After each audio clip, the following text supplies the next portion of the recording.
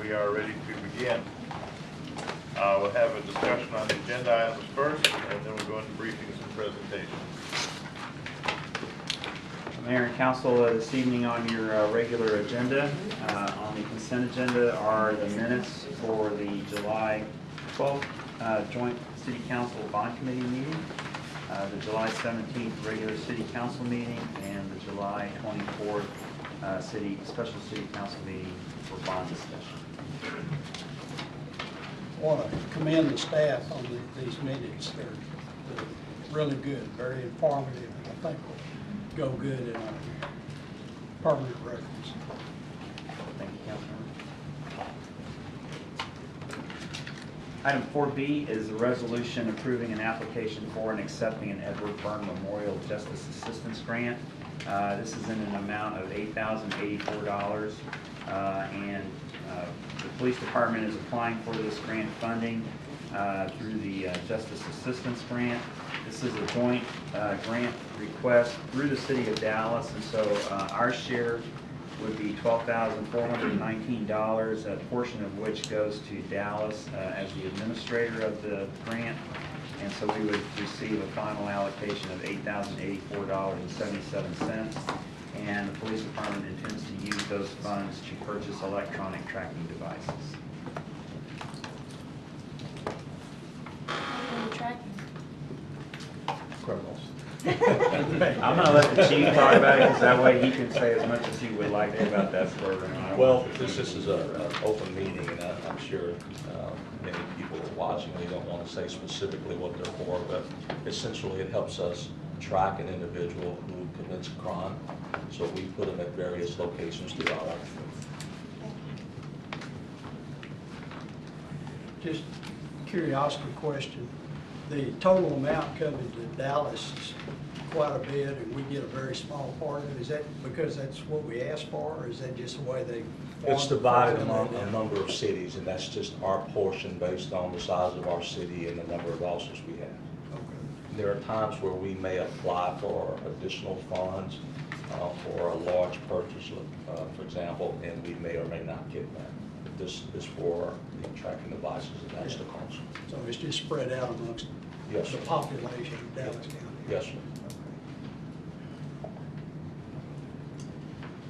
Item 4C is a resolution approving a purchase for a utility loader backhoe through the Houston-Galveston Area Council of Governments in the expenditure amount of $112,779. This is to replace a 2008 model loader backhoe. That one will actually be transferred to Street Department, and then their current backhoe, which is a 2004 model, will be auctioned off. This is through, as I said, the Houston-Galveston Area Council of Governments. The local manufacturer, the manufacturer that had the lowest bid price was ASCO, and they are based out of Euless, or they have an office location in Euless. This is below the amount that was funded in the budget, so we're within the budget amount. Just wanted to comment for the record that the base price for this item is $118,612. They're also affording us a $54,705 discount. So we're getting, I think, the most advantageous and beneficial price on this particular item, coming down from 118 to 112, in addition to the several items that have been added to it as special items that they feel we need on this particular piece of equipment to do its job. So this looks like an excellent buy in terms of best use of our funds. Will the street department get the next new one, or? Actually, they have received 2 newer ones, and the one that this one is handing down is replacing a different hand down that the streets had before. Or the one that was replaced was handed down, and it's, the street department's in good shape. Good. Okay. Item 4D is a resolution authorizing purchase for a mini excavator from Landmark Equipment through the Local Government Purchasing Cooperative in the amount of $65,530. This is within the budgeted amount. This is to replace a 2003 John Deere mini excavator, and this will be used by wastewater crews. This was through Landmark Equipment, and they have local offices in Waxahachie. I have a question about this one. Was any consideration given to Buy American? Because there's Buy American within $600. This is actually, they've got a facility in Atlanta, Georgia, where they manufacture a lot of these package. With import duties attached to the pieces coming in from overseas as well.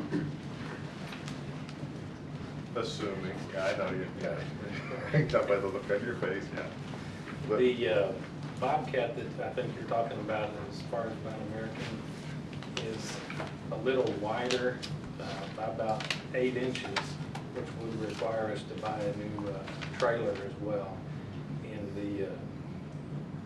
the capacity is not as great as the Takeuchi as far as the digging depth. okay. Okay, sounds good. Thank you. Those are all of the items on the consent agenda.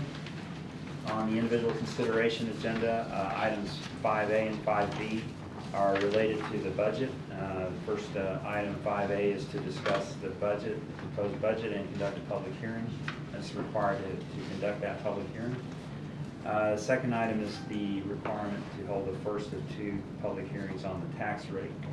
Richard will give a presentation on the budget, very similar to what you got during the budget workshop first, and then he'll have a very short presentation on the tax rate. And again, both of those are public hearings. Item 5C is a resolution approving a contract with Dallas County Health and Human Services for mosquito ground control program. This is our mosquito spraying contract. It sets the rate at $185 per hour for ground spraying. It does have a provision that allows for aerial spraying if we agree to it. We have not had to do aerial spraying for some that I know.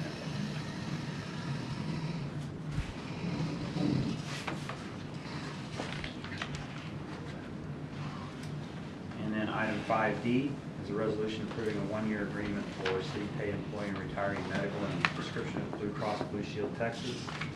As we discussed with you during the budget workshop, this is a move from being partially self-insured medical program to being fully insured under Blue Cross Blue Shield.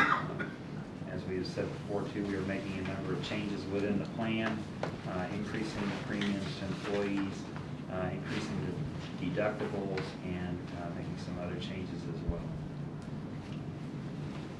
We do have our insurance advisor here with us tonight as well. We will give a presentation with some additional information during the break. If you have any questions, he is here. Okay, thank you. I've got a quick question for the attorney. Since I'm a retired city employee, but I do not participate in the health insurance program, since I'm over adult Medicare, am I able to vote on this or something? Your interest is so insignificant on a personal level that it would not make any difference. Thank you. Okay. Not that you're insignificant. It's not brilliant. Little record. Just I'll so let her that's wrap it clear. up. All right, moving on to the briefings and presentations. If possible, I would like to have the executive session done before we go into the regular meeting, as it's here on the agenda.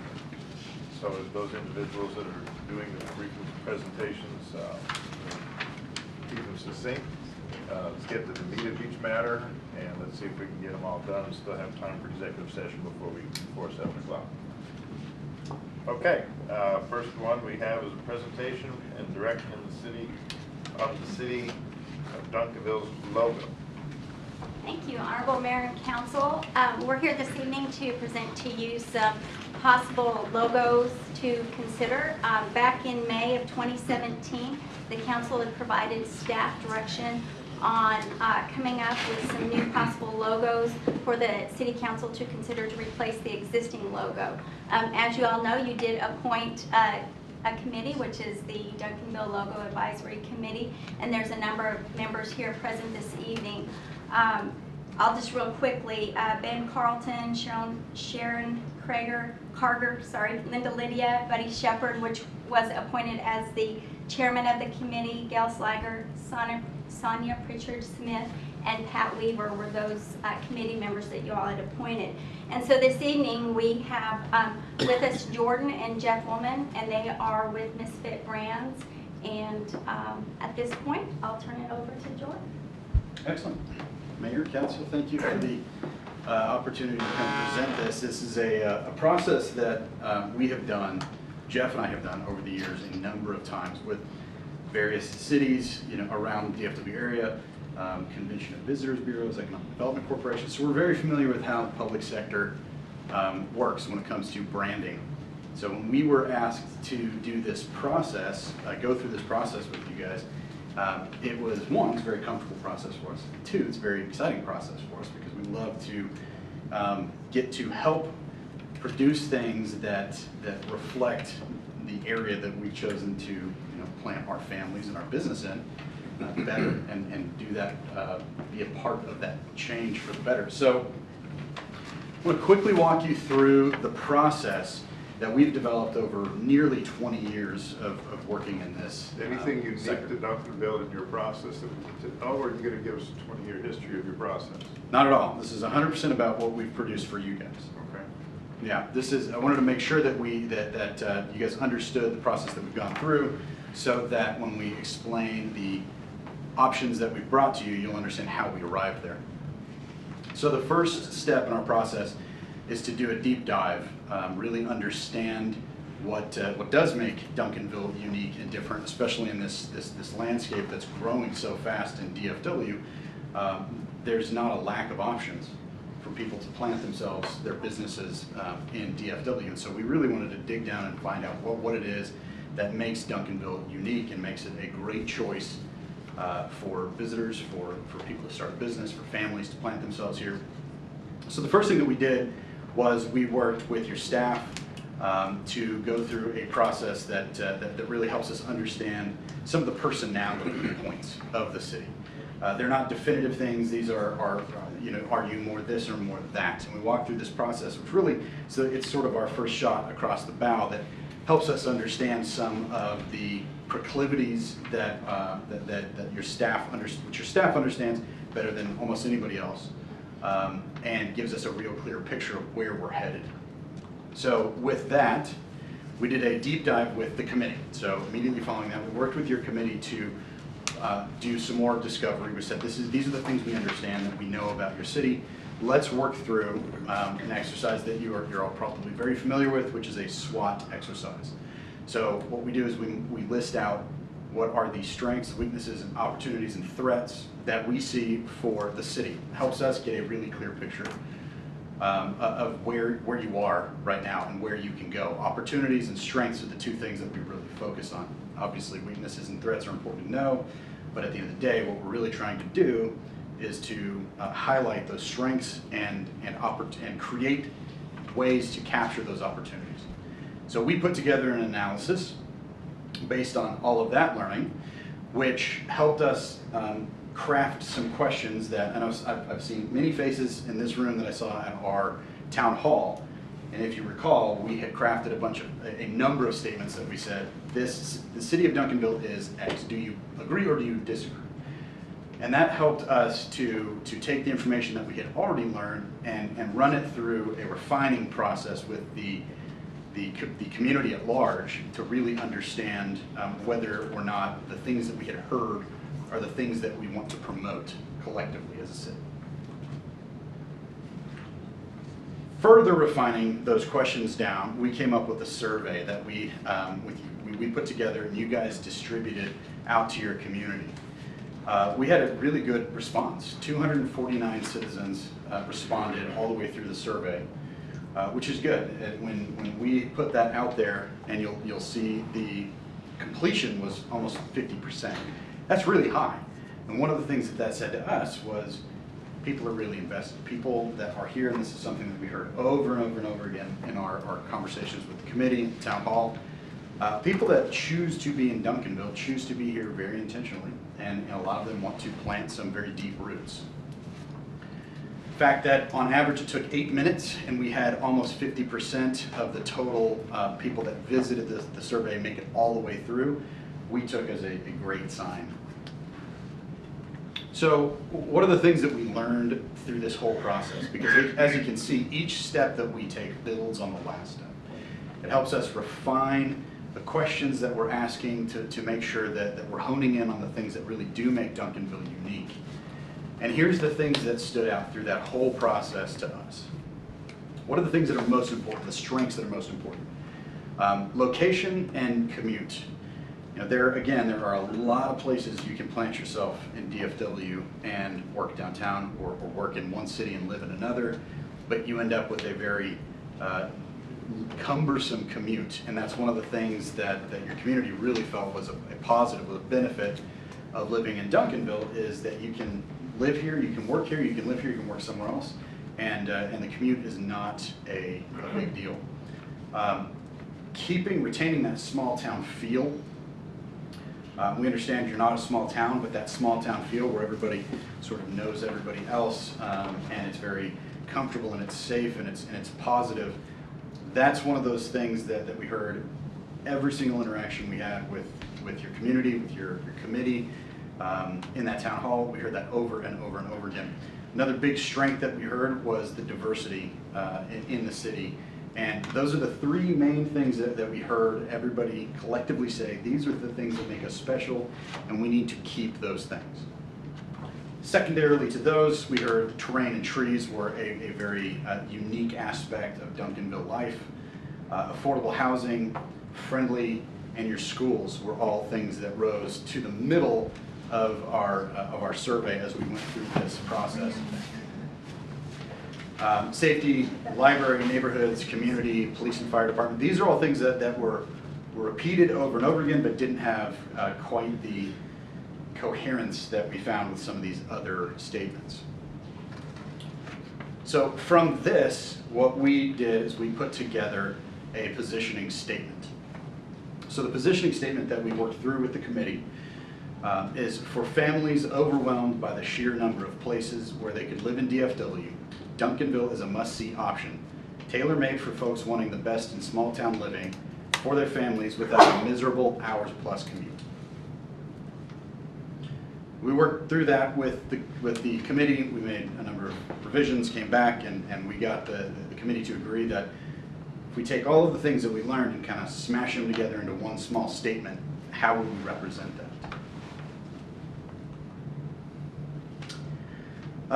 We presented a number of alternative taglines as well. One of the things that we put out to the city in the survey, and one of the things we talked through in the town hall, was some potential options, alternatives to City of Champions.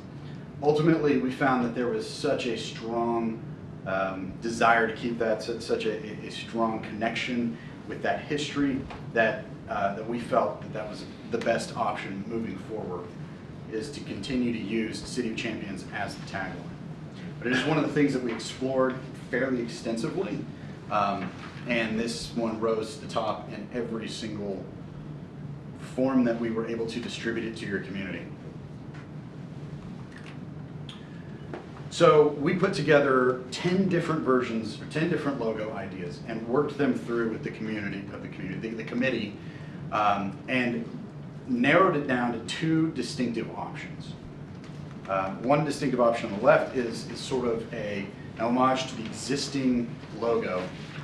We said, what would we do if we were to take the existing logo and sort of modernize it and fix some of the issues in reproduction that we have with the current logo.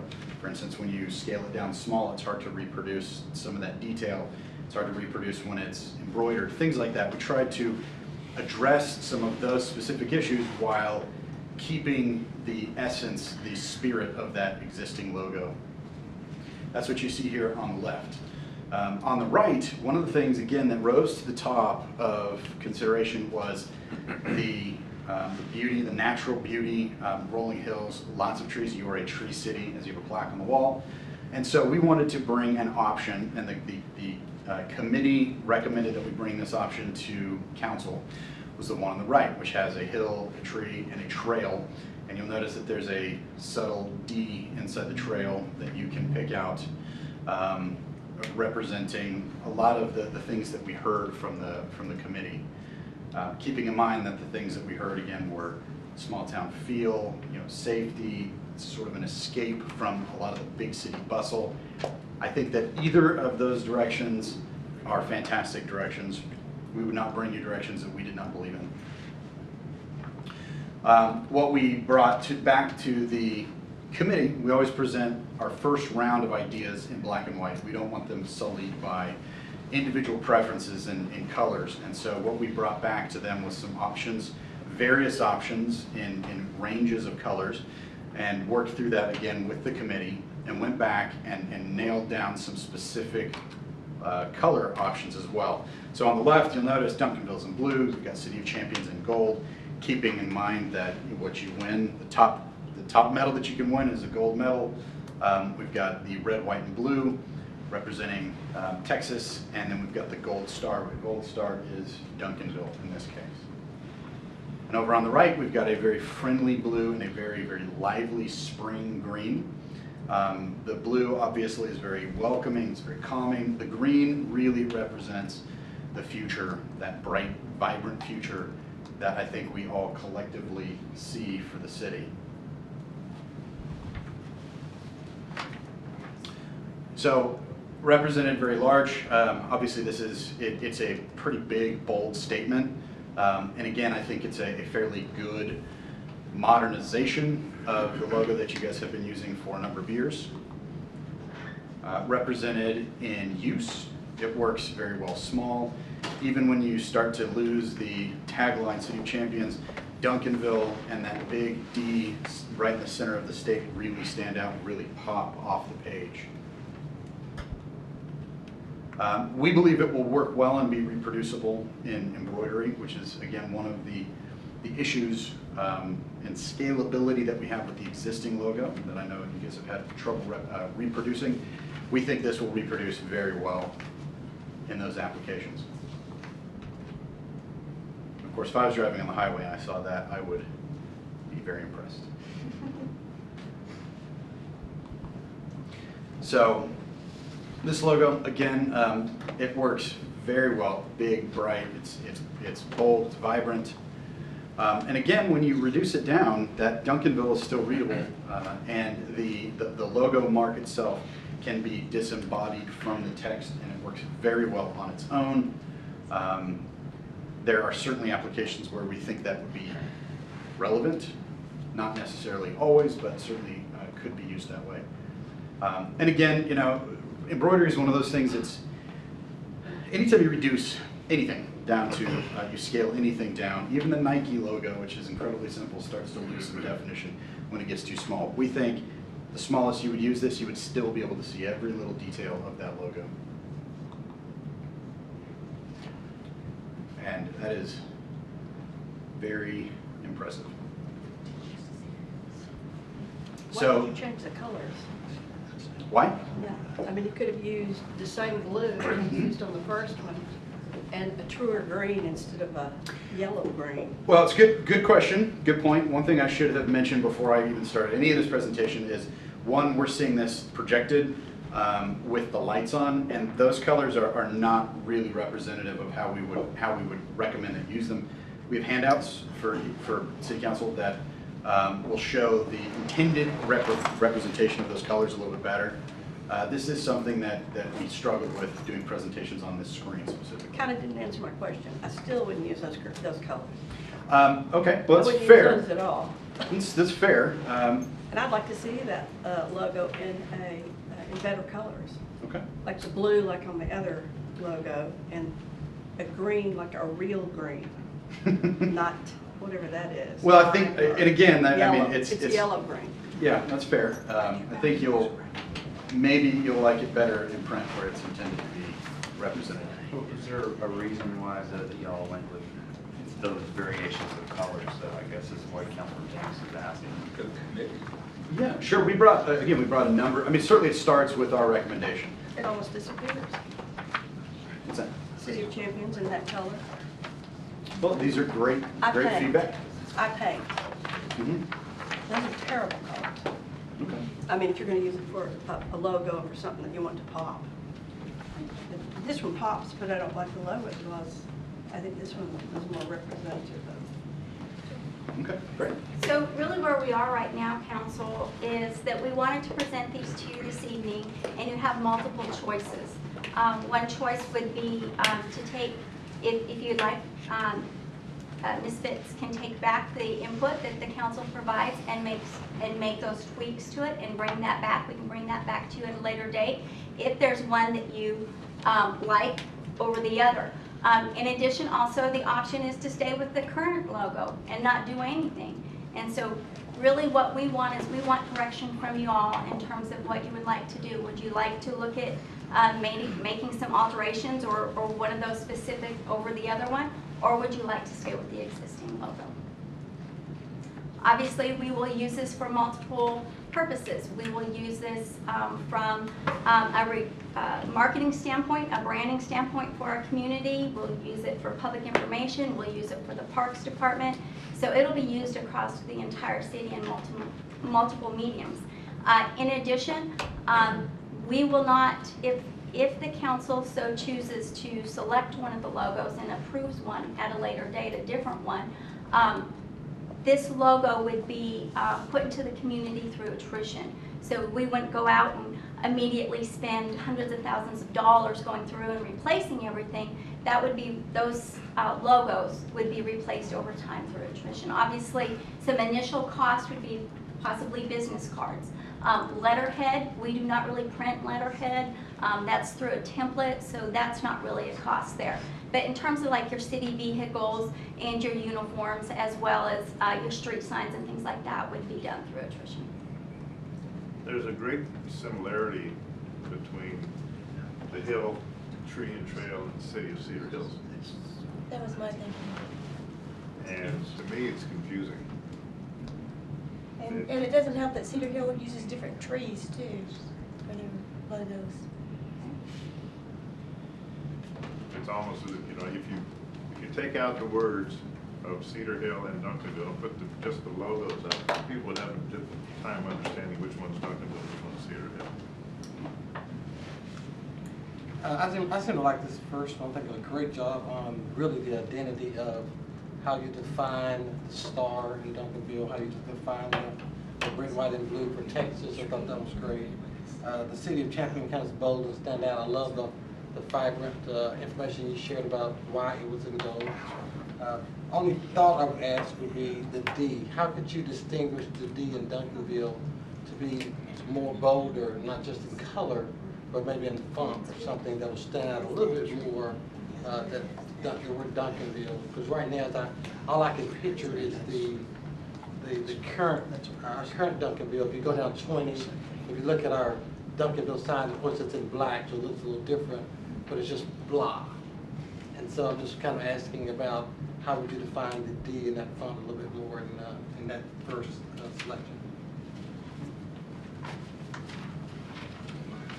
Are we allowed to make comments on the outside? Or is it just table discussion? Typically not. Okay. Because I have a history of graphic arts, and I have input that would help, but I just will keep it.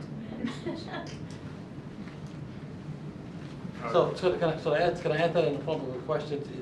Did you look at any other different type of font with the letter D? And if so, give me some feedback on that, please.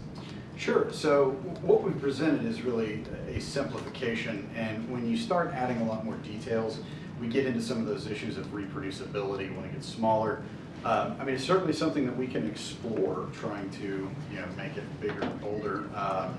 It's for us, it's all about finding the right balance.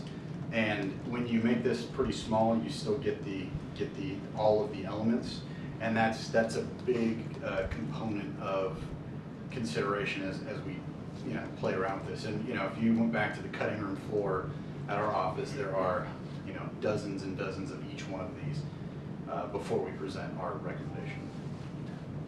There's been many studies done over the years that fonts that are sans serif are much more difficult for the human eye and the brain to comprehend what you have here are both sans serif, but the one that we have today is serif.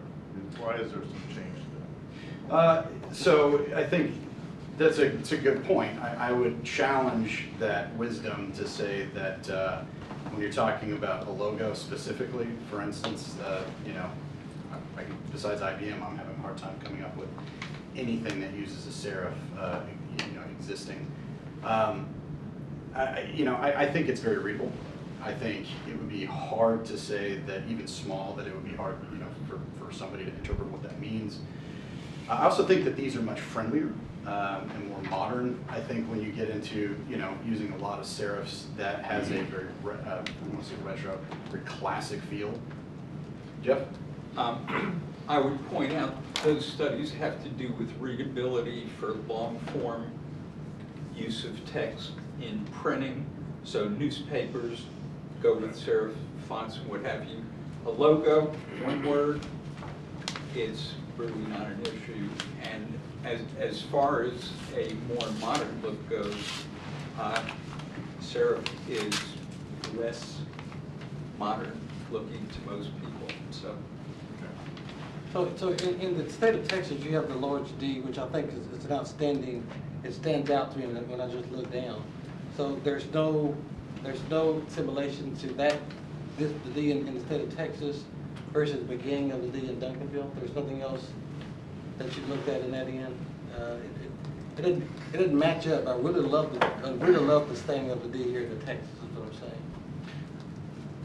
Okay, so you're saying you like the D in the state of Texas, but you don't like it in the type, in the logo type itself. Right.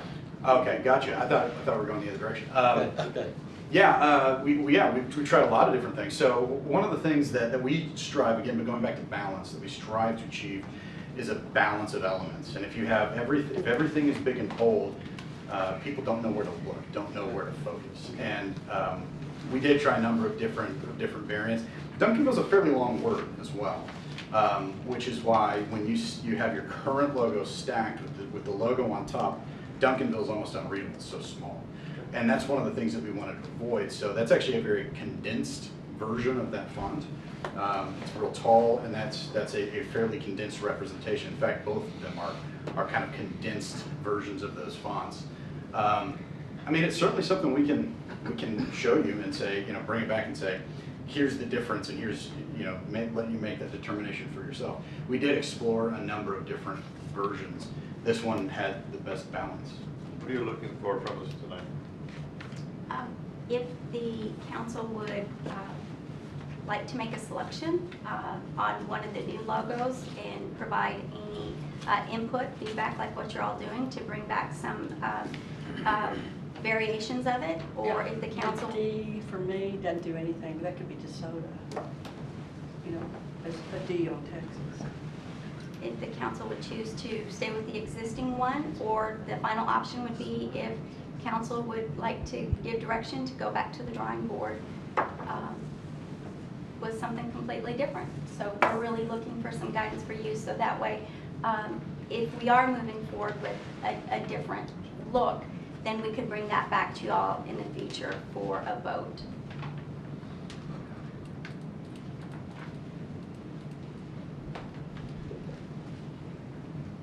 Okay. My opinion is I don't like the one with the tree because it's too close to Cedar Hill. I don't like the one with the big D because it could be DeSoto. Doesn't mean anything. I like the state of Texas. Well, I like our Something- original one, that's the state of Texas. Texas. Maybe going off what Mr. Cook was saying, something by that block B, because it's just kind of blue. But Barry, unless it really rings your bell, it's going to be really costly to change all the logos everywhere, even though we're doing it over time. So, and there's something that's just like fantastic. You know what I'm saying? And The wow factor. yes. Councilman James, it's I'm gonna not be- feeling it. It won't be really costly in that there will be some cost to change to get the new logo design. But when we have to change out street signs, we've got to change them out. We're gonna have, the facing on there is gonna be the same cost, whether we're going with the existing logo or whether we're putting a new logo on there. I understand. And so I What understand. about the equipment, the police cars, the fire trucks. So those, the decals get changed out on those when we have new equipment. And so whether it's the current decal or a new decal, it's still the same cost of a decal to put them on there. So that's gonna get, those will get changed out again over time, as Jessica said. No wholesale changing of anything that we. No, we won't, no. I guarantee you there'll be something along the line that'll come back and say, oh, we've got a certain percentage of the logos that are one, and a certain percentage of the other. And it's confusing, and we need to make them all the same, and we need to do it. It's gonna happen. And the same with, and I don't, Chief, what's on your, well? They just passed. Yeah, it's patch, yeah. Mhm. So really, we're gonna be replacing the patch, not. Get to replace the patches, yeah. But as I said too, that the current logo, it's the reproducibility of it is an issue for us. When it gets too small, I think you mentioned as well, it kind of looks like a blob, you know, in some cases when it gets too small. The detail of it, I mean, I like the flying stars, but the detail of it is nice when you can see it big enough, but when it gets too small, you can't make that out. And so that is a big problem for us in reproducing that in various sizes and shapes. So is there any way to take the current logo and do some work on those flying stars so that it doesn't have the reproducing issue? I mean, it's still gonna change what we have to some degree. If you don't check it, you either can leave your current situation the way you have it, but when you're looking at a logo change, if it looks very similar to what you had before, then you really didn't change. Well, the issue is why do we need to? Yeah, right. So I'm thinking of the city, I'm thinking of the street sign. I was trying to pull up the street sign of the new signs, city manager. Yeah. Remind me of the new street sign. Did they have just a big D up there, or your new logo? Oh, with the ones that have the logo on it? Right. Just, yeah, it just has the D in the state of Texas on it, Okay. I believe. All right. Correct? Yeah. Doesn't say Duncanville City Champions, it just has that. But I would assume that on this one, even with the new one, you would go with just the state, I mean, as a variation Right. without the Duncanville City of Champions on there. So it would stand in, it'd be very easy to reproduce. Who else, anybody else pretty close? I'm trying to remember the other colors of everybody else. Our surrounding cities' colors. Are we pretty close with their colors? Everybody likes red, white, and blue. Yeah, I'm trying to think Hill's what the City Hill has. They have green, dark green. Lancaster's is red and white. Okay. They've got triple L's in red. DeSoto Has the D with the eagle. has an eagle. D with They're an kind of eagle. They're green. But we could have D with a panther. D with a big star in the middle. Trees were trees, and creeks and hills were not panthers. I mean, this high school is, but I'm those. just being. Yeah. Okay. We're more than the high school. Just if you look at recommendations, Mr. Mayor, I'm just saying perhaps if it's not what you're looking for, perhaps they bring two more to look from as well to see if there's a change from. Variations of that one on the left. That's my thought. And maybe a variation of the existing one, Yeah. because I'm Maybe you not could wowed, I'm do- not blown away by Yeah. what I see. And my apologies to the committee. Shoot me. Well, okay, so let's look at another one. Let's think outside the box for just a second. Anyway, What cities are we blown away with when we talk about their logo?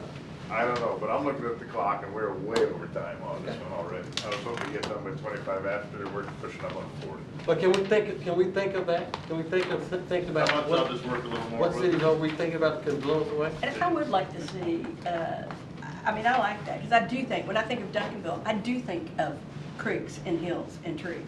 That's what I think of Duncanville. I came from North Dallas. I came here because of this. Now, North Dallas has started to have some trees since I've been gone long enough, but they used to have none. So that's what you thought of this area. It's more like the hill country. You just want the color variation on Oh, that? yeah. Okay, Okay? very good. Thank you. And we don't have panthers, we have coyotes. Yeah, no, do we solve anything? What are we walking away with? They're gonna do a little more work. We can do a coyote on the front. Okay, item B, selection of bond counsel. Mr. Cook, you asked for this to be on the. Yeah, I just want to get more familiar with the council. I know we've already made this election for the bond council, been with us for 30 years, but being new to this portion of the bond, I wanted to hear more about the council and selections and kind Well, of the tell us bio of the process. bond counsel was provided to us. I did read that. It's pretty extraordinary. Yeah. So you believe that there's someone else more extraordinary than the person we have? I mean, we don't know. I don't know. We don't know anybody at this point. I mean, I'm not asking us to reconsider the person. I'm just saying to us to let me know. I don't know if anybody else already know about him other than his bio about what's going on with the bond council. Is it just set in stone that we continue to always use the same people we always using, or is it Can you something? explain what a bond counsel does? Who they are? The bond counsel essentially is the legal aspect of any time that you do refinancing or a new issue. They're the ones that go over any required ordinances, any required filings with the Attorney General's office, and of course, like with this upcoming election, they help with the wording that actually goes on the ballots.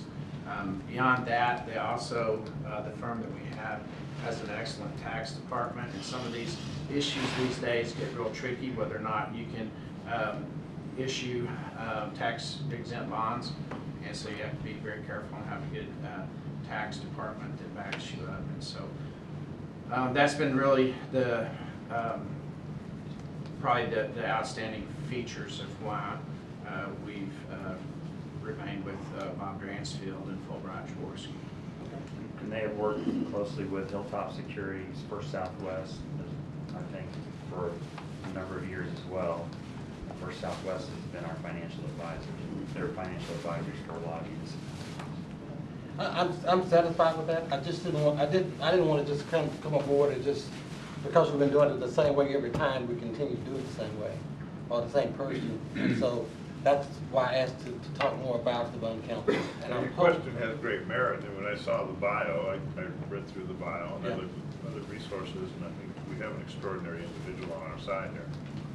So I would have no clue how to look for someone else. Mayor and council, they clear the bonds to the Attorney General's office. That's one of their big responsibilities, and they write the opinion letter that the underwriter uses to sell them. So there's two huge things that they do is get those bonds approved to the Attorney General's office, and then they write the opinion letter upon which the validity of the bonds are issued. They're securities lawyers. So their credibility is top-notch for the state with AG. And a lot of people that do the bond work come from the Attorney General's office that used to approve the bonds down there and go to work for bond firms throughout the United States and here in Texas.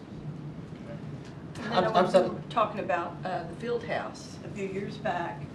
I sat down with an attorney from Fulbright Jaworski, and they will take however long it takes to explain it to you and break it down so that when you leave, you got it. So, and what is it that we know Fulbright Jaworski from media-wise? What is that name? Leon Jaworski, Is Watergate. Oh, okay. There we go. I was going, okay. I'm satisfied. Again, as I stated before, I did not want us to just take it and run with it without at least me knowing more information about what we were doing. Satisfied, we can move on. Satisfied. Okay, great, thank you. Item 2C, Texas Open Meetings Act. Yes, I asked to have this put on the agenda. There have been statements from this council that one can infer that the Texas Open Meetings Act has been violated. And so I just, it can be inferred that way, can be suggested that way. It wasn't outright said, but I've just been, just noting it. Then last week, on 2 occasions, in conversations, out in the public, some citizens were talking, and they were outright accusing the council of violating, or members of the council violating the Texas Open Meetings Act. And I take that very seriously. And since I was one of the ones who was being, in their conversation, was being the ones that they were suggesting violating it, I wanted to bring this out and in public, in front of everyone, give my point of view. Okay, Texas Open Meetings Act is a felony, and you can go to jail for that. I could also lose my law license for that. And so I take it very seriously. So what I would like to assure the council and everyone publicly is that I have talked to Councilmember Rutherford, I think twice, and that's because I've never talked to him before on the phone. I've never talked to him before, and I've visited with him before, and I kind of wanted to get the gist of what he, what his philosophy was. I can't remember the last time I talked to. Wait a minute. Councilmember Rutherford? Sorry. The other one. I've never really talked I know I shouldn't show up, to Councilmember Rutherford. I never, unless we were at an LLC and they were trying to track me down. Can't remember the last time I talked to Councilmember Schwartz on the phone, but I can tell you, and we never meet. I never meet anyone out in public. I never see anyone out in public, except for maybe at NLC when they're trying to track me down. I've talked to Councilmember Cooks one time after he was elected, but before the first meeting, because I just wanted to touch base. I actually did talk to him about an agenda item, but before I did, I said, this is what I want to talk to you about. Have you talked to anyone about it? Do you feel comfortable talking to me about this? Because once I do, then only 3 other people can talk about that one thing, and I didn't want to set him up. So I'm very open about that. And I think I talked to Councilmember LeBlanc one time, and I think I talked to you one time, can't recall. So I just wanted to put it out that that's what I do, that's my philosophy. If I ever do call a council member, I am very cognizant of the daisy chain, and I will ask first, if it's on an agenda item, that, or a city matter, are they comfortable talking about it? Because they know who they've talked to about it before, or they know who they may want to talk to about it before. So I'm just saying that in public that I take this seriously, and that is my philosophy on how I handle, how I deal with the discussing council members' discussions outside of the briefing and the meeting. That's all I'd say. I appreciate your input and your transparency, and personally, I have no lack of confidence in any member around this table being in full compliance with the act. We are in a state of social media that allows things to get way, way out of control very, very fast. And it disturbs me on things that I see in social media, and we have a lot of patience, and we have a lot of perseverance and a lot of understanding in terms of listening to our citizens. But I do not feel that anyone around this table is in any violation of the act. And I have full confidence in everyone that we do comply with it. If it may be necessary that we have a refresher on it, we can do that.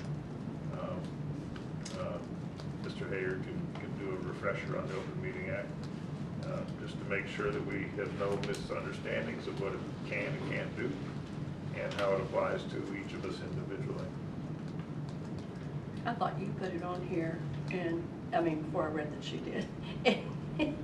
I thought, one thing about open meetings that we need to touch on is they don't have to be taped. They can, it's as long as the door is open.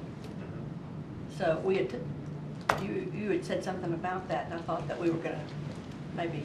Well, I did ask the question about the devices, yes, the video being recorded and being right. broadcast out there, but I got a very understandable answer that many times this room is overfilled. And there are a lot of people that aren't able to fit in this room. We're sitting in the city council room, and it's being broadcast out there. Mm-hmm. And so individuals have a right, excuse me, to know what's going on in here, and it's simply a broadcast to an overflow situation. I understand that, so, but we had talked about whether they had to be taped or not, because we have a lot of committee meetings that are not taped, and then people may or may not be able to listen to. Define tape, whether you're talking video or audio. Yeah, video, Video. yeah. Yeah, there's no requirement to videotape, but here again, in terms of social media, there's a lot of people that can't attend, and being able to watch a city council meeting at some date afterwards, I think is a great benefit to a lot of the citizens. That's not what we're talking about. I'm talking about that there are other meetings that we also might, if this needs to be taped, maybe they do too, so that we can see what's going on. Okay, we can talk about that, yeah. Okay. We're ready to move on to item number D, traffic signal bonds art program. Thank you, Mayor, City Council. And we've got, how are you looking on time?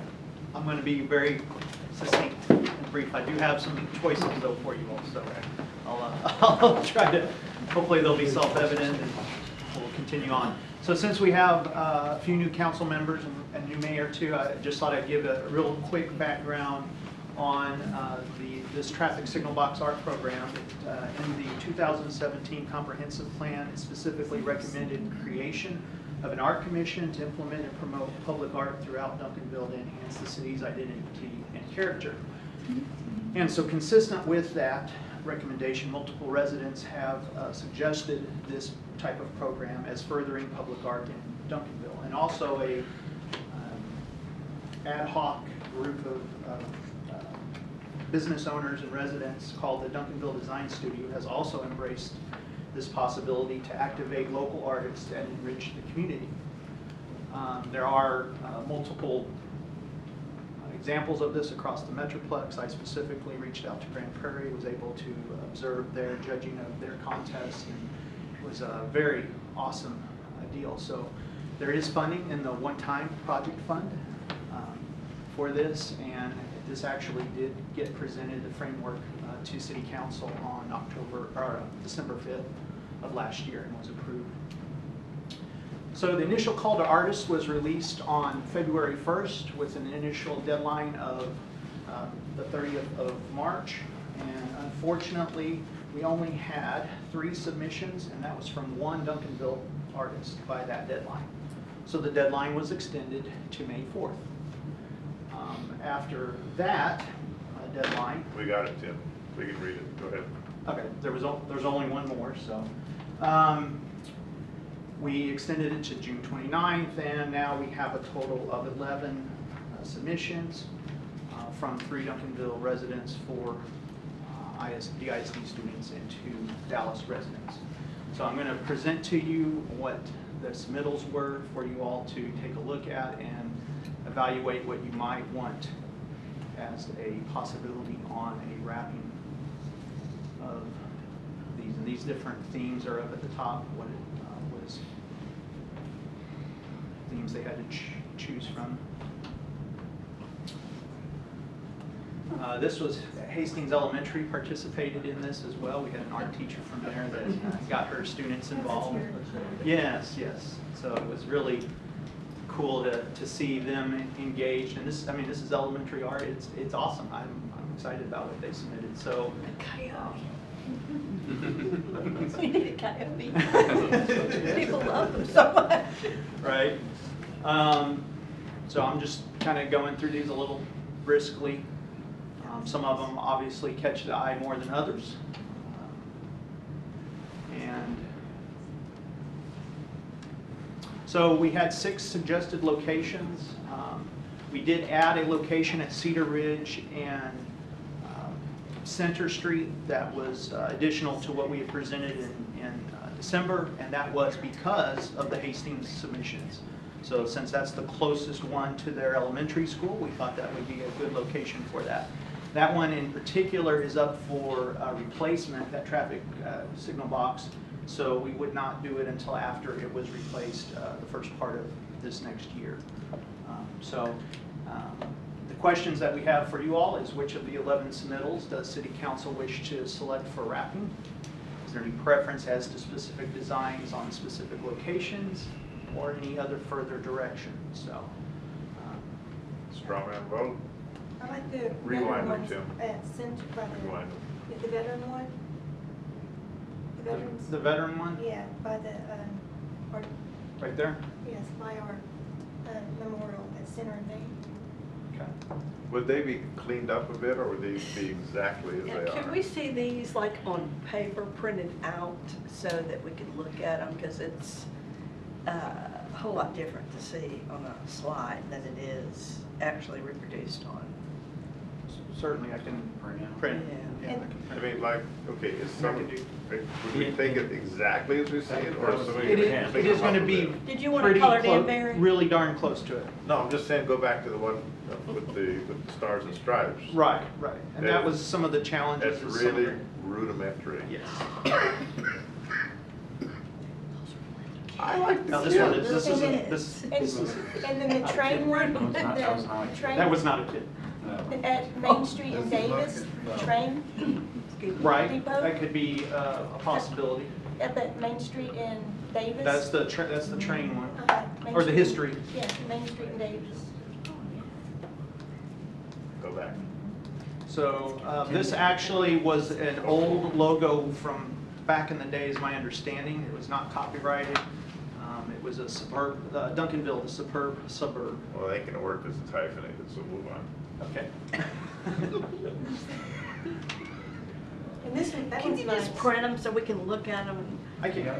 definitely print it. It's hard to Well, why don't we put them in your box, Yeah. printed copies along with the locations, and then y'all can mark on those and give them back to us, and we'll kind of poll the results. Does that work okay? Yeah, Perfect. Yeah. Okay. And that art teacher for Hastings, she did a good job. She did a great job, and part of the challenge with the school district participating was too, they were doing their art contest that they do at the high school, and so they were really focused on that, so they didn't have as much time, but I was really appreciative of that lady's participation in her class. Who was the instructor? Thank you. Miss Marks, I believe was the name. Thank you. Okay. What I would like to do is go into executive session. And so if one of the staff would advise anybody sitting out in the city council chambers that we are moving into executive session, we'll be done as quickly as we can. Oops. Tuesday, August 21st, 2018. Our apologies as a council on behalf of the council to all of you attending for our being late.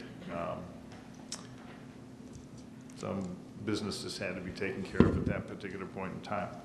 Okay, so we're going into our regular session, and we'd like to have our invocation to start with by Reverend Ginger Hertenstein. Pastor. Please rise.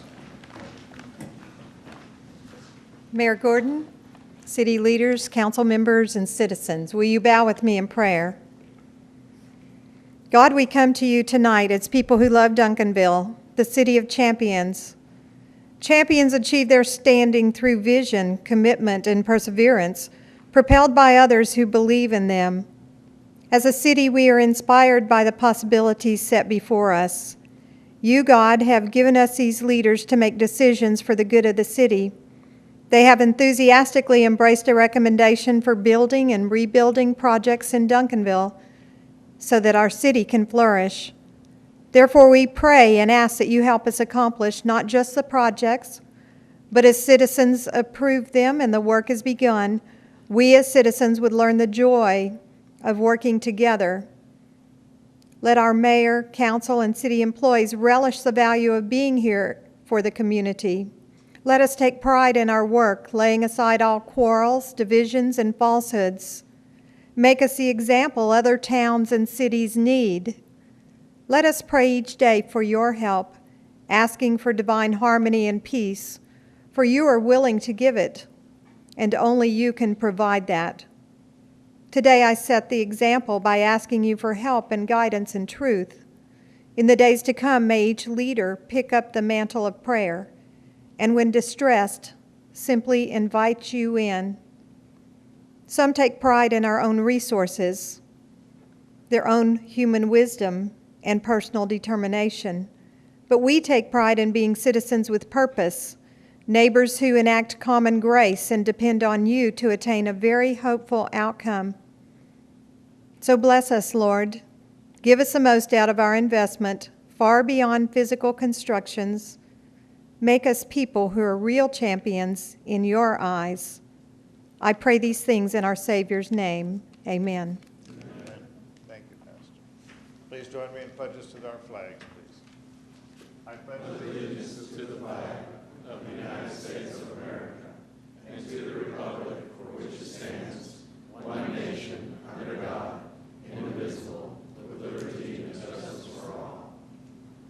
Honor the Texas flag. I pledge allegiance to thee, Texas, one state, under God, one and indivisible. Please be seated.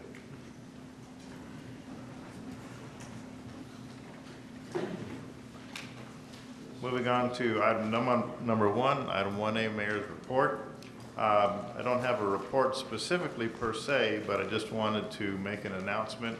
If you haven't heard it or seen it, that is going to be Duncanville night at the Rough Riders Baseball Park this coming Saturday. So invite you to come out. There are tickets available, special tickets. It's all you can eat, like what, hot dogs and stuff. Anyway, nothing good for your cholesterol, but you can have some fun with it.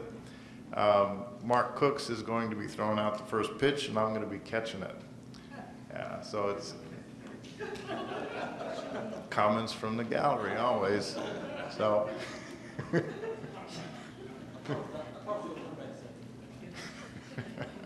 So, if you would like to do that, we'd love to have you join us out at the Rough Rider Baseball Park in Frisco on Saturday evening. First pitch is, I think, 7:05, pretty close to that. Item 1B, any council members' reports? Mr. Cooks, I see your light. Yes, thank you, Mayor. Right. Thank you, Mayor and Council. My councilman report, really reporting back out. I attended the Texas Municipal League newly elected City Council official orientation, and I want to thank the City of Duncanville as well as the City of Duncanville for allowing me to attend that. I'll just share 3 key points for sake of time. One of the items that I picked up was to be an inspired leader. The other was understanding your financial oversight responsibilities.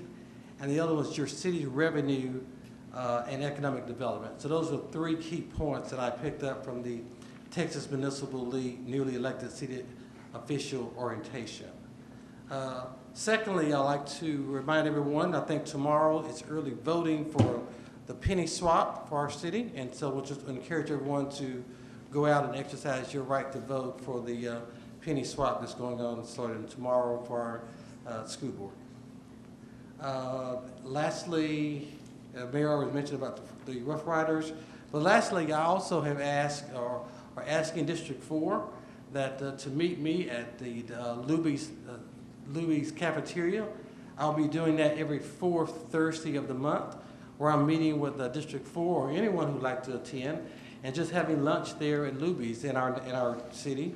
I call it Lunch, Laugh, and Learn, simply because as I learned about our citizens, as our citizens learn what's going on in our city, I'll be inviting staff as well as school board representatives to join us for lunch as well. So I want to invite District 4 as well as anyone else who would like to join us for Louie's Lunch, Laugh, and Learn, the 4th Thursday of every month at 11:30 to 1 here in Duncanville. That concludes my report. Thank you. Any further reports? Seeing none, moving on to the city manager's report. Mayor and Council, I do not have any report this evening. Okay, moving on to item number 3, citizens' input. At this time, 2-minute comments will be taken from the audience on any topic. I do have some cards that have been presented to me. The input portion of the council meeting, in accordance with the Texas Open Meetings Act, the city council cannot discuss issues raised or make any decisions at this time, and issues may be referred to city staff for research and possible future action. The first card I have is from Patricia Ebert. please state your name and address. Thank you. Patricia Ebert, 115 South Greenstone, Duncanville. The East Richardson Rotary Club recently donated $95,000 for an adaptive park to be built inside Cottonwood Park. The city needed $250,000 additional dollars, and so the Rotary Club donated $95K, and then they sponsored a community-wide fundraising that as of this date has raised $230 toward the $250. What a legacy for the Duncanville Rotary Club to donate the $40,000 that we need for the parking spaces at Rotary Park. That's one of the line items for the proposed bond election. And then, wouldn't it be wonderful for the Lions Club and the Rotaries Club to work together to sponsor a community-wide fundraising event that would benefit all of us, the spirit of working together, and the benefit would be it would lighten our load on the bond election and our parks would benefit. Thank you.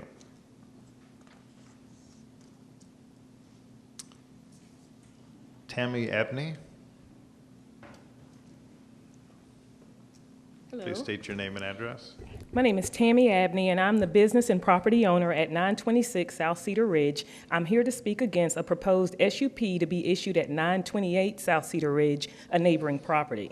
We do not share a driveway or a parking space with the subject property. However, we have been subjected to being overflowed by default for this property for the past year.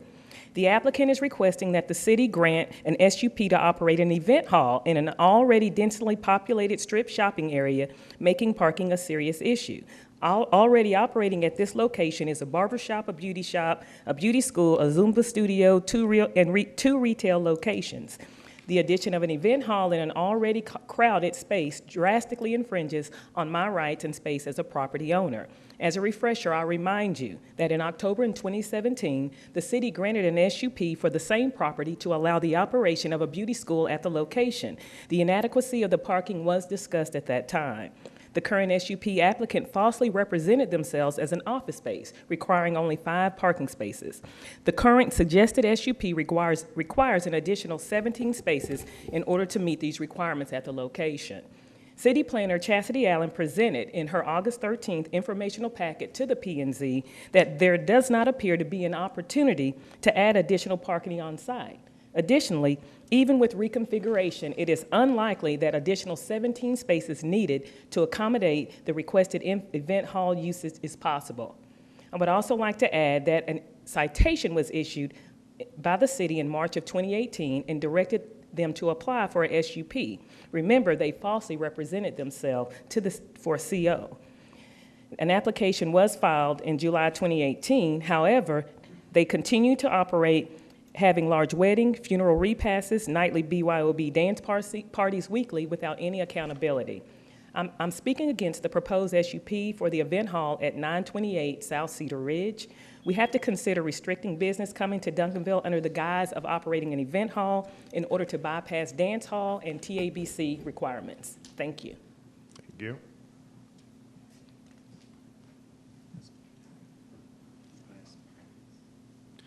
Yes, Mr. City Manager, you have a comment?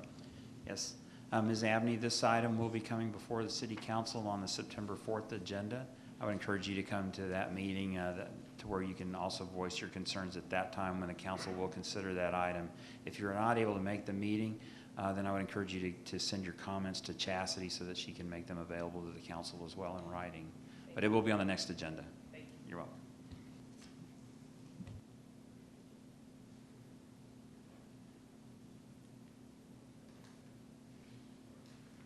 And you would not be limited to 2 minutes at that time.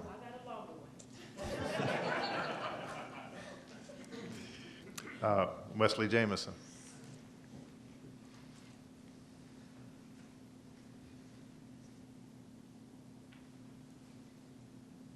Yeah, please state your name and address.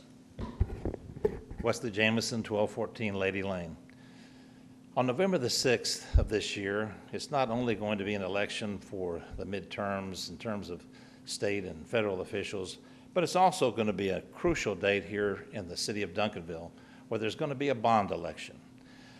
I wish everyone would take the time to read the wording of the bonds, understand what you're agreeing to if you vote yes for this, and if you disagree with any of the sections where things are being spent, perhaps not in your best interest, but in the interest of having certain things that are wishful thinking and a very expensive item, please educate yourself, read the words, and understand it. Don't take someone else's opinion of what it says. The English language is a wonderful thing. Comprehension is the key. So please, before you vote, read the wording of what is going to be on the ballot. If you have questions, contact your council member to ask them to explain in detail what these items mean and what exactly you're voting for. So please remember, November the 6th, a bond election. Take the time to read and educate yourself as to what's on there. Thank you. Thank you.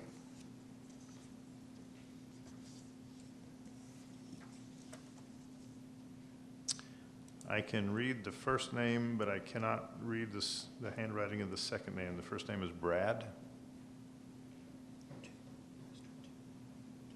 Is it Toop? Toops. Toops, okay. Please state your name and address, please, Mr. Toops. My name is Brad Toops. I live at 1219 Ridge Rock Lane here in Duncanville. I didn't know if I was supposed to speak now or during the tax rate discussion, but at any rate, that's my issue. I would encourage the council to vote for a rollback of the tax rate, no increase, given the incredible increase in property values that have occurred over the last 5 years. Thank you. Mr. Toops, item 6B, yeah, 5B tonight is a public hearing on the tax rate. So right. Please stay, and you're invited at that point in time to give us more amplification on your concerns. Thank you. Okay. Thank you. Moving on to item number 4, consent agenda. Mr. City Manager. Oh, I'm sorry, City Secretary. 4A, consider the minutes for the City Council Duncanville Bond Advisory Committee July 12, 2018 meeting, City Council regular July 17, 2018 meeting, and the City Council Bond Discussion July 24th meeting. 4B, consider a resolution approving the application for an acceptance of the Edward Bryan Memorial Justice Assistance Grant Program funding to be administered by the City of Dallas in the amount of $8,084.74 and approve the purchase of electronic tracking devices commensurate with the award amount. 4C, consider a resolution authorizing 13-098 for a utility loader backhoe from Associated Supply Company, Inc. through the Houston-Galveston Area Council Cooperative Purchase Contract number EM06-17 and the expenditure amount of $112,779. 4D, consider a resolution authorizing purchase number 18-00099 for a mini excavator from Landmark Equipment, Inc. through the Local Government Purchasing Cooperative by board contract number 515-16 in the expenditure amount of $65,530. Thank you. The chair will entertain a motion to approve. So moved. We have a second. We have a motion to approve and a second on that motion to accept and approve the consent agenda items 4A through 4D. Please vote. Thank you. Moving on to item number 5A, in items for individual consideration, discuss the fiscal year 19 proposed budget and conduct a public hearing. Mr. Summerlin. Thank you, Mayor, Council. I will try to be as brief as possible as we go through the budget. We're going to do a presentation, and then we'll have the public hearing comments afterwards. So to begin with, we always look at the budget goals when we begin to build the budget. And so 3 main goals: support the city's council's strategic priorities, utilize sound financial principles. And I want to make a note here that GFOA practices ask for a minimum of 60 days fund balance. That's in our financial policy, but because of the conservatism and the way that City Manager Kevin Hugman would like to keep our fund balance, we're at 75 days. That's our target balance. And that gives us a little bit more protection in the case of any type of economic collapse or downturn. Also helps if should we have any type of natural disaster to be prepared. So that's why we have above the recommended days of fund balance. And then maintain expenditures within expected revenues. And so I'll get a little bit more into this in a minute, but our ongoing expenditures with this budget are held within the ongoing revenues, and we have proposed a tax rate decrease or rollback of 1 cent, and then our general fund reserves are above the target level, and we're going to be using those for one-time expenditures. We start the budget process in March, and we have a lot of different meetings, and coming down to the final stretch here, we have this is the first of 2 public hearings. This is the public hearing on the budget, and then we have a second public hearing on the tax rate after the first tax rate budget hearing tonight on September the 4th. And then on the 18th will be for approval and adoption of the tax rate and the budget.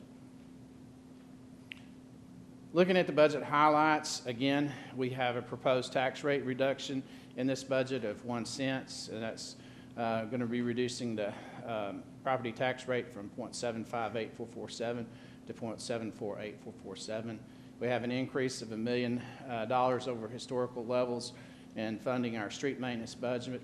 We have compensation adjustment of 3% for non-civil service and a pay range adjustment of 5% for our fire and police.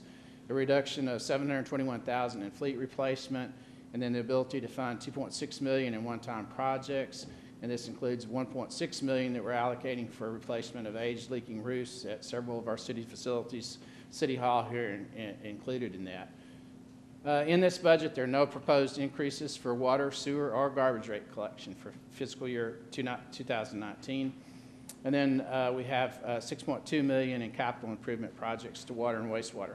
And I'd like to note here how our funding of capital improvement projects helps to keep the water sewer rates down, because as we have better pipe in place for delivering water, we don't lose water. And of course, when we have better pipes in the ground so that we don't pick up groundwater when we have rain events that go to the plant that have to be treated.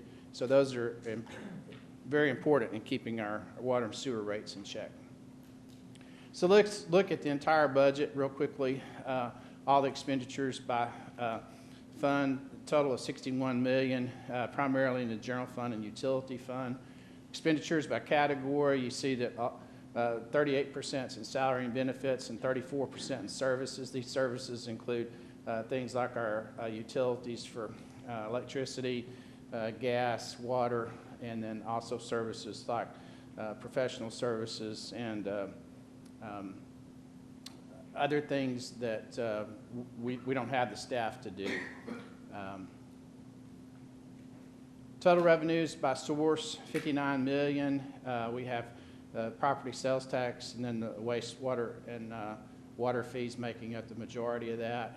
If we look at our revenues by fund, of course, 28% in utility fund, 52% in the general fund.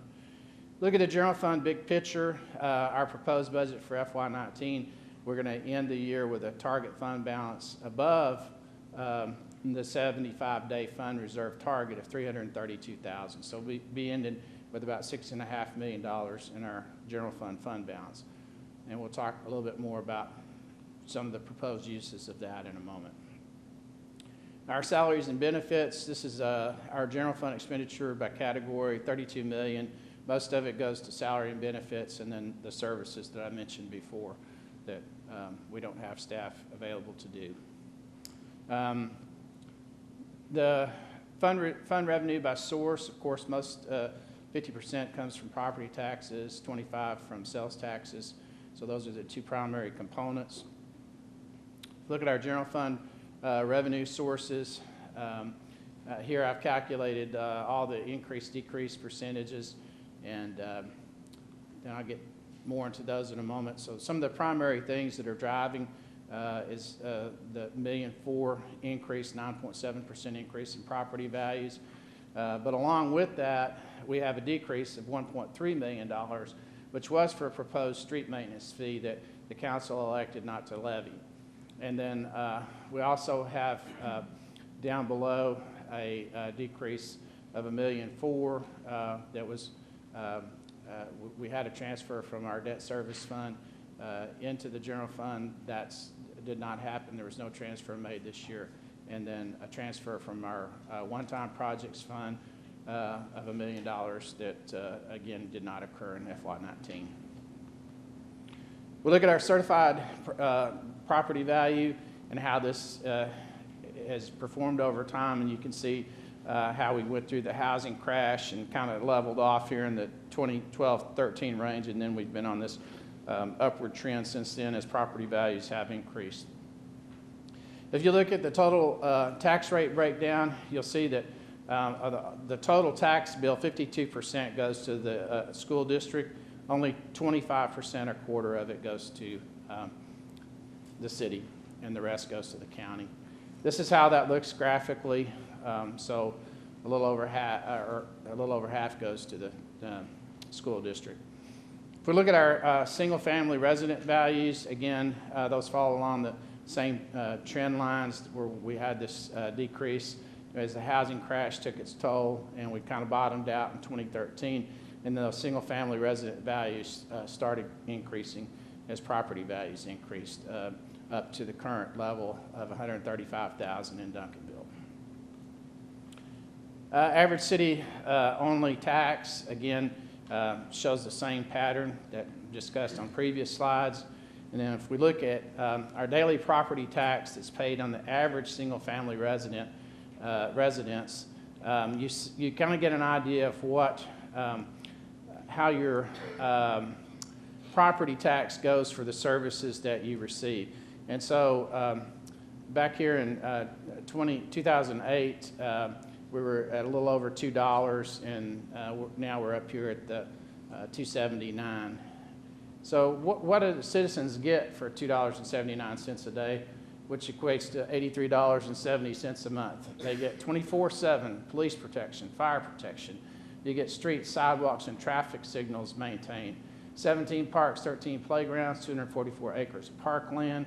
You get a rec center, a senior center, a public library, code enforcement, building and health inspections, all for about the same amount that you pay for a cable or cell phone bill. So a really great bargain. Look at what penny on the tax rate equates to with our current values, about $230,000 for each penny.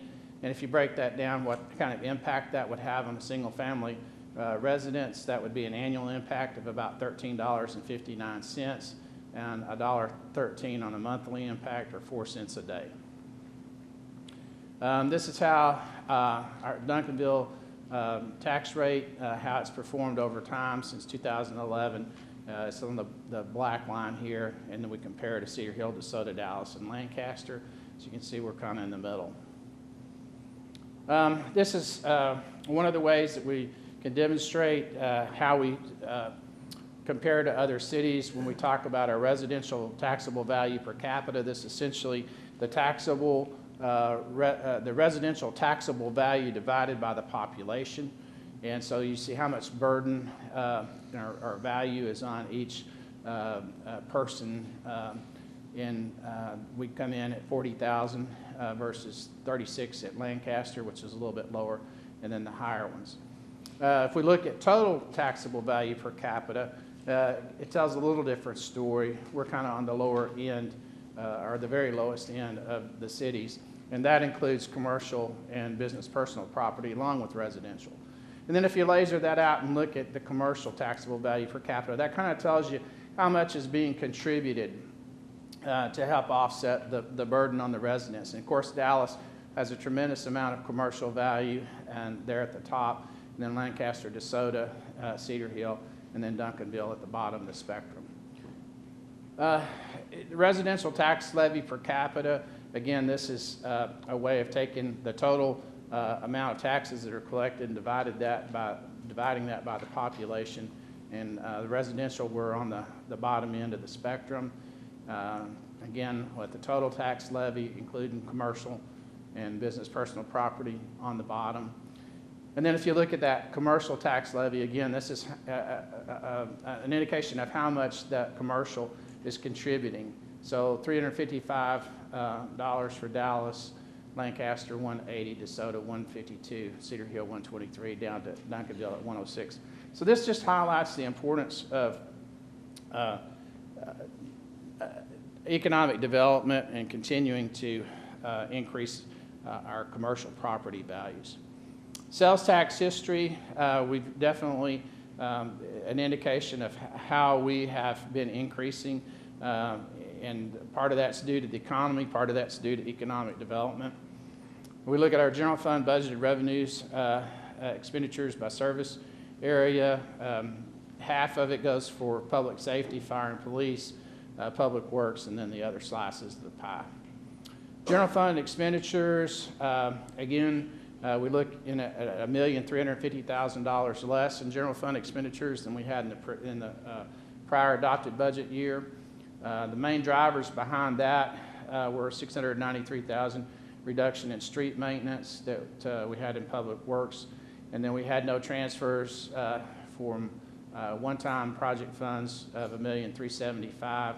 That was offset by a transfer that we made out of the general fund, and this came from a buildup of excess fund reserves that we've had from savings over previous years. So we made a transfer of $1.1 million to the one-time projects fund. And we also had a decrease in the transfer that we had from the one-time project fund to help pre-fund the prior year street maintenance of 1.3 that we didn't have in the current year. We look at the number of citizens that are served by employee. You can see that we kind of fall in the middle of the spectrum there with all the survey cities. You look at average payroll per employee. Again, this is an indication that there's sort of two tiers, if you will, little M down here in the lowest, and then I kind of call this the next tier up, which has got Cedar Hill, Lancaster, Rowlett, and Duncanville kind of in that tier, and then from there you kind of go up. Our compensation changes that are proposed is 5% pay plan adjustment for all steps and the police and fire. So total cost of general funds $422,000. The compensation changes proposed for general employees is a 3% increase, and that works out to be about $201,000 increase in the budget. New positions, we have one for a residential rental property administrative assistant, and that will be having some revenue associated with that, but that cost is about $45,000. We'll be adding a budget analyst this year, $62,000. And then our part-time paid interns, we're dedicating $20,000 towards those, so total cost of $128,000. Total cost for all the changes to the general fund for compensation, fire, police, and the new positions, $751,000.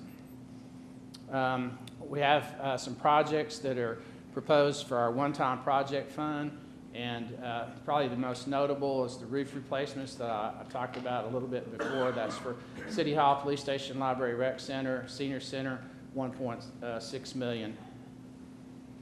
And then, as we talked about before, the amount that we have above the 75-day fund balance target is $332,000, and council direction is if all the things in the bond pass, will be moving about using about $230,000 of that in future years for additional debt service, depending the outcome of the bond election. Then we get into the utility fund and the other funds. This is how the fund balance has worked in the water utility fund over time. We built up to a fairly high level here in fiscal year 17, and I've got $1 million. This is a little gray area here that I have reserved for automated meter infrastructure. That's a project that we hope to roll out within the next year, and that'll be replacing all the meters with radio read feeds, and also having an interface for citizens that they can look at and get real-time information about their water use. And so we're drawing down on that fund balance now. Again, there's no proposed increase in water or sewer rates this year. There's not a whole lot to talk about here.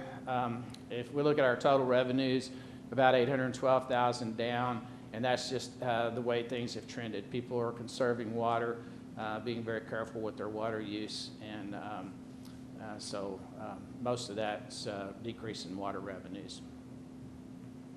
If we look at our utility fund expenditures, again, not much change, about a $25,000, almost no blip there.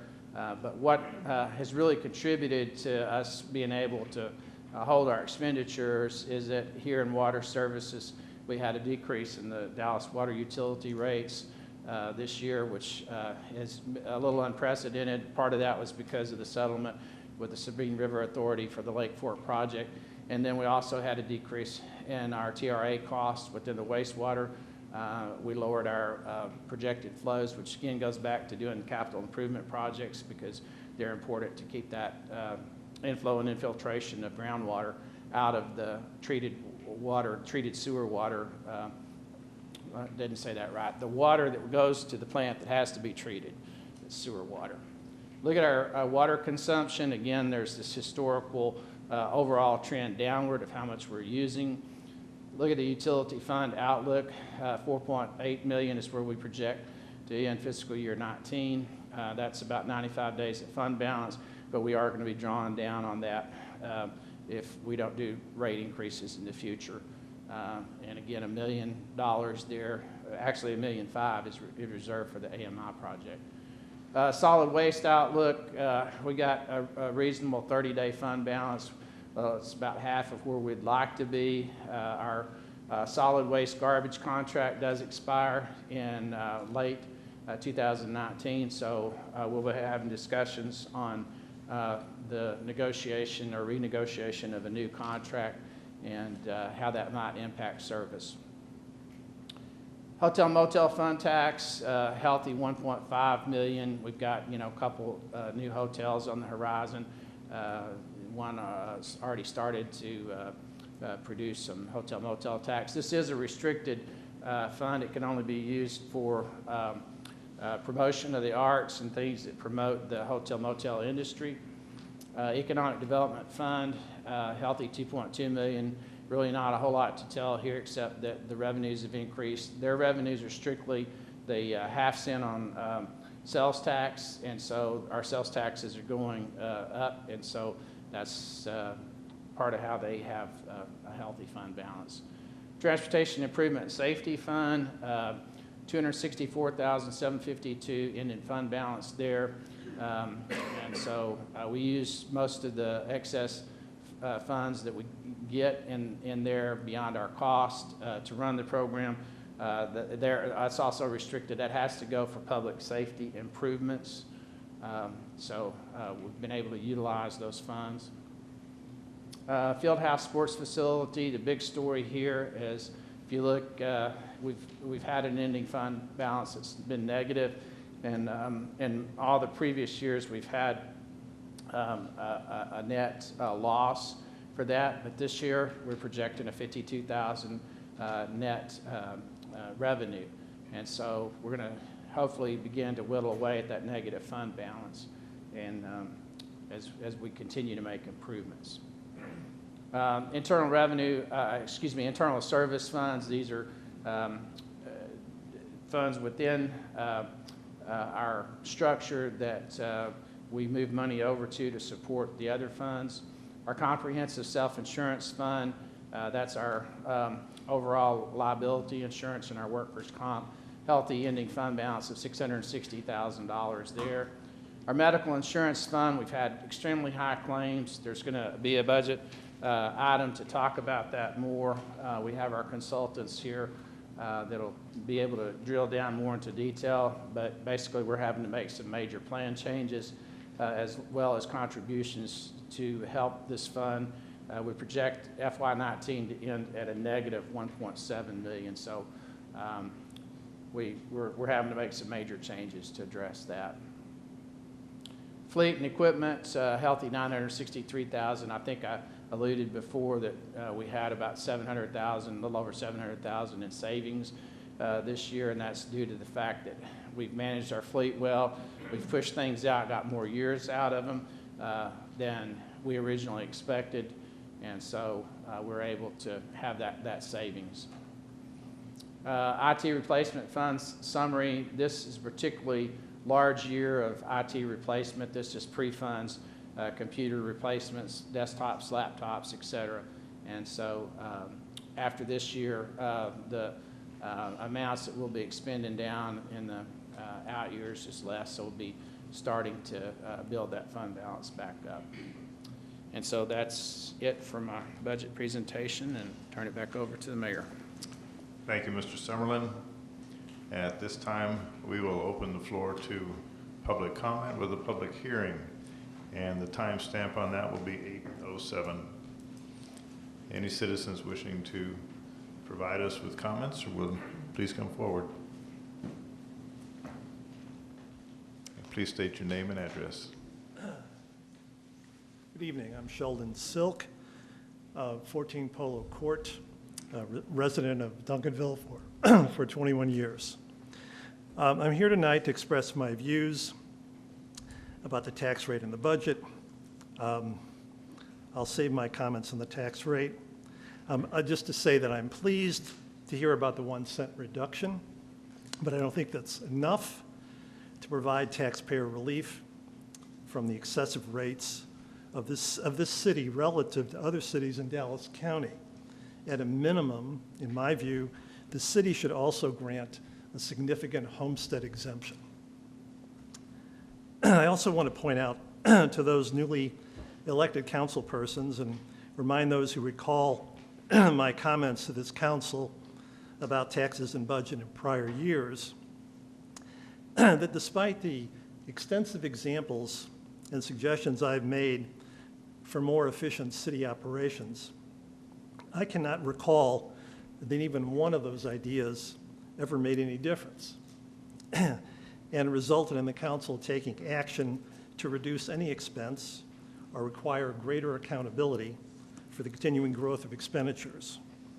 So I find it all rather humbling, but I'm back tonight with a few additional comments that, again, I hope you'll seriously consider.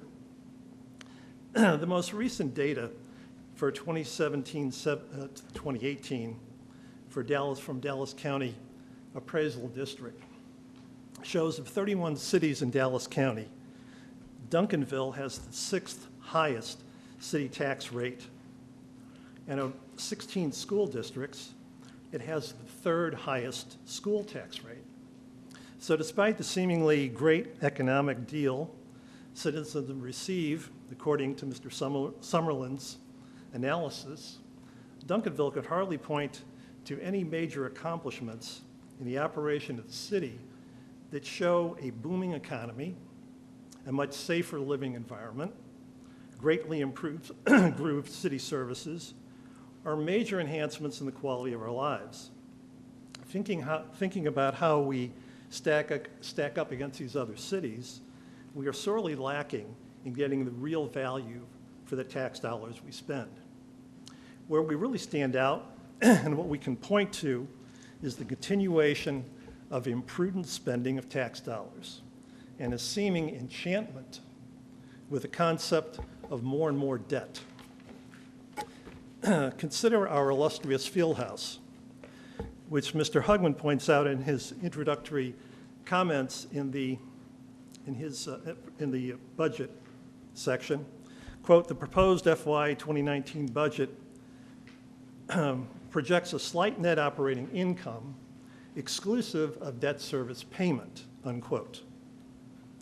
And Mr. Summerlin just enlightened us that something like $50,000 net. I think that's terrific. However, to remind you, debt service this year is $536,000, of which $101,000 is interest alone. Well, not a problem, you might say, except that you will continue making essentially the same payment amount until the year 2025 for another $3.75 million. And then, what will you have? What will you own? The Fieldhouse has revenue of $1.35 million and expenses of $1.835 million. So just stop right there. The message is it loses a lot of money, and it keeps getting worse. It doesn't get any better with painting or signs or marketing or a $615,000 floor or whatever else you throw at it. In the budget, you then learn, in the Fieldhouse section of the budget, that administrative expenses will also increase this year by $109,000. So if there's $52,000 of profit, or net, as you like to say, we have to go out and spend $109,000 increase in administrative expenses.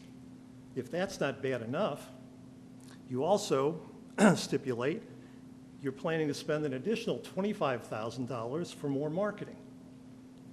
So despite the continual outrageous financial losses, year in and year out, spending just continues to grow. Going back to my comment about the taxes collectively between the city rate and the school tax rate, I found it very interesting Mr. Hugman's most recent weekly letter updating operations.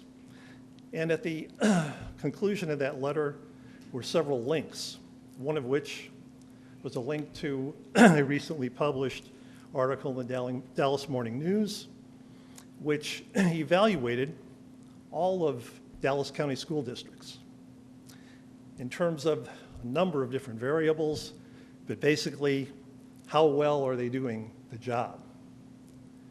The rankings were A through F. I won't go into detail. You can read the article yourself. I think it's very enlightening where the Duncanville School District's performance stands relative to the 15 other districts in Dallas County, considering, again, that we're the third highest taxed school district. I'll tell you this, we didn't receive a grade, any grade of A or B. So you can go from there, looking at the article. I think you'll be quite informed and a little bit surprised at what our school system is not accomplishing for our students and for our community.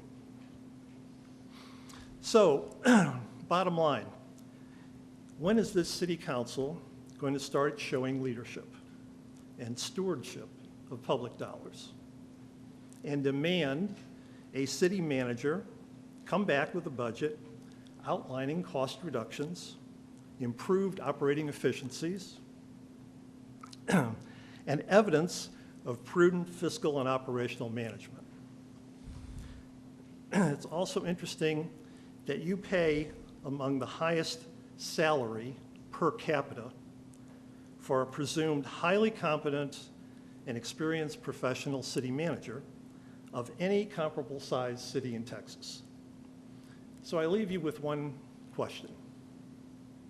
Is it really too much to ask that person who is paid an outsized salary for outsized results?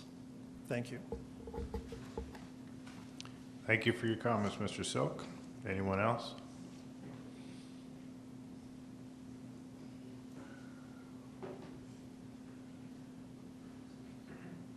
Please state your name and address again. Thank you. Wesley Jameson, 1214 Lady Lane. would like to piggyback off a couple of ideas that Mr. Silk brought forward. One is debt service. The fact that debt service has rarely appeared in any of the financial discussions when we talk about the Fieldhouse is an enigma to me, because that is a staggering bill. $500,000 a year in debt service, and yet we're still making $50,000 this year if we're lucky. I don't understand why that's not included in the financials. And in terms of additional debt service, the bond proposal that's coming forward in November has got an additional $1.3 million in debt service annually. Projected out over 20 years, that's $26 million on a $20 million bond. That's interest, $6 million in interest that you get nothing for, except what, expediency to get a piece of road fixed. Why don't you save a little money on the budget, add that to the $1.3 million in debt service, and fund these projects out of the general fund? The last question that I have is, I understand that we have liability insurance.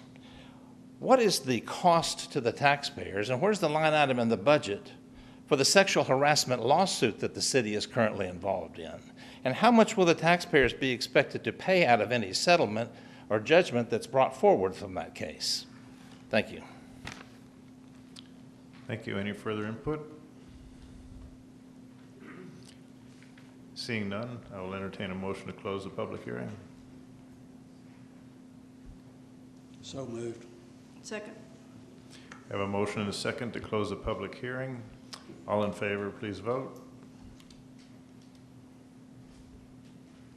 Public hearing is officially closed at 8:17. Moving on to item number 5B, public hearing on the tax rate. Mr. Summerlin. Thank you, Mayor and Council. This presentation will be rather short compared to the other one. The effective tax rate essentially is the rate that is calculated that applied to the current year taxable amount would yield the same tax revenue in the previous year. And of course, that moves up and down as tax valuations increase or decrease. The rollback rate is a rate that's calculated to yield the same amount of operations and maintenance revenue in the previous, as was in the previous year, plus 8%.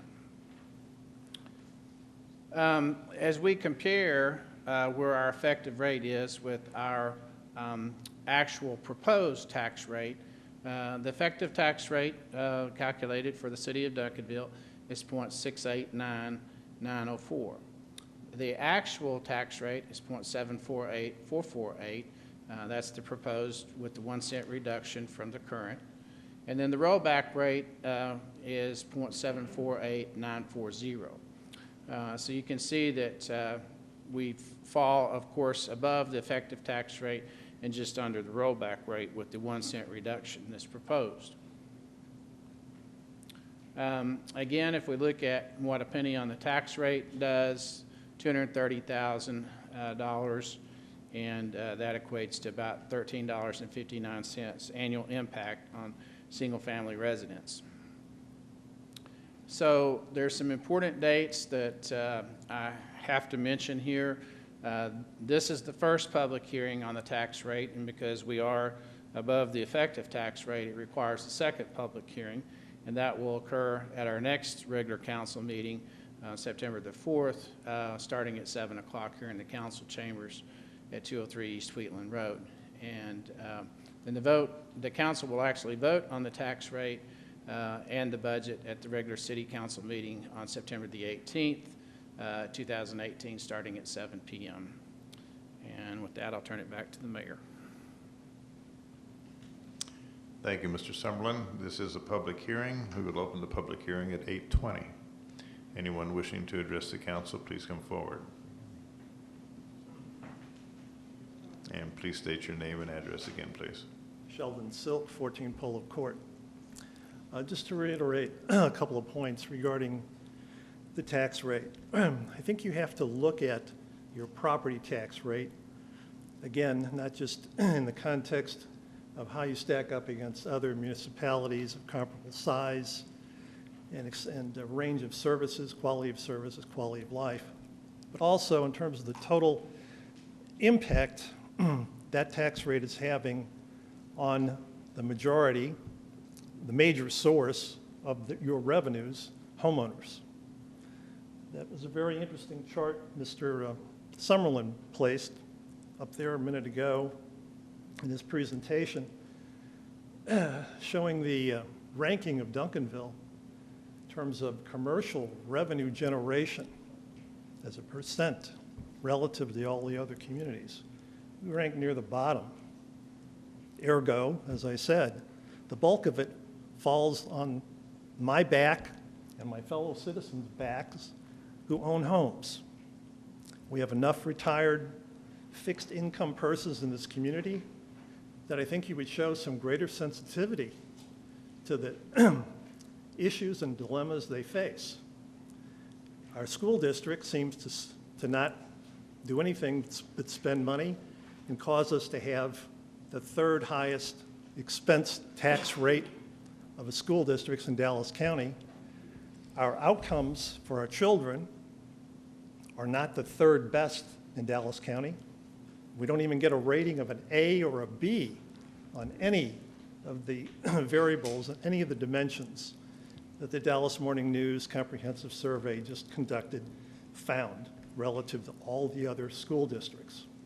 So you have to think about not just the property tax rate itself, but this onerous school tax rate, which combined is just strangling senior citizens, homeowners in this community. You don't have, and you're not going to get, nothing's going to drop down from heaven that's going to make that chart regarding commercial property tax revenue skyrocket anytime soon. And homeowners are just tired of continuing to pay these kind of rates. I can't see how that attracts economic development. I can't understand how more people want to move here because of a favorable tax environment. I don't understand how more people want to move here because of a deteriorating school system. So isn't it time to just really step back and look at the big picture here? The onerous school tax rate, the onerous property tax rate, the lack of breaks that you give to your citizens, your espoused capstones, number one, most engaged citizens in America. I don't see engaged citizens. I don't know what that engaged means. I don't see the citizens being recognized and appreciated for the burden that they carry for this community relative to what I would describe as almost profligate spending by the council. It's by the city manager, but it's by the direction, or the lack of direction thereof, from the city council. So I'm really asking you to step back and reevaluate the property tax rate, the lack of the fact that you don't offer a homestead exemption, you don't offer other exemptions that comparable communities do offer, and which leaves us saddled with this very onerous taxing burden on homeowners. Thank you. Any additional inputs?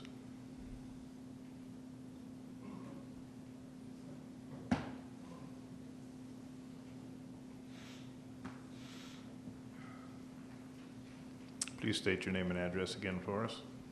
My name is Brad Tubes. I live at 1219 Ridge Rock Lane. I'd like to strongly encourage you, when I take a look at my tax bill annually, I have to, like everybody else, plan ahead, months and ahead. In fact, I have to plan the year and ahead so I can make sure that by the time it comes due, those taxes come due, I can pay them. My property valuation has gone up 30% in the last 5 years, and the tax rates keep going up.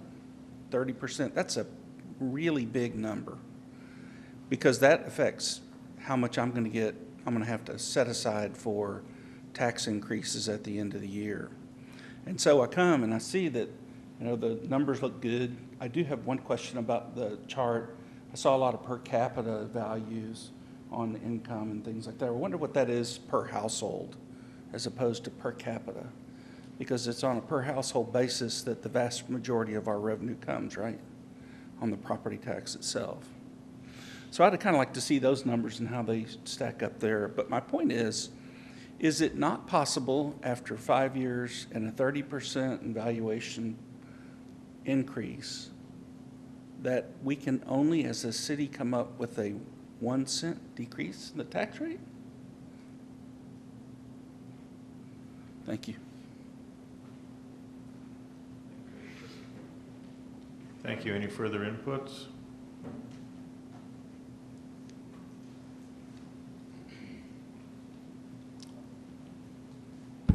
West of Jameson, 1214 Lady Lane. I'd kind of like to interpret this 1% rollback. It's not something that's being benevolently given to the citizens of Duncanville. If there were not a 1 cent rollback, we'd be forced to have a rollback election.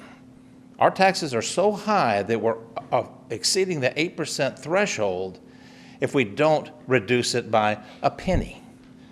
Well, maybe we need to take a look at the overall tax structure that the citizens are being forced to pay at an 8% per year increase. Or put it out and leave the penny off. Let's have a rollback rate election and see what the citizens think about how much money is being spent and how much their taxes are.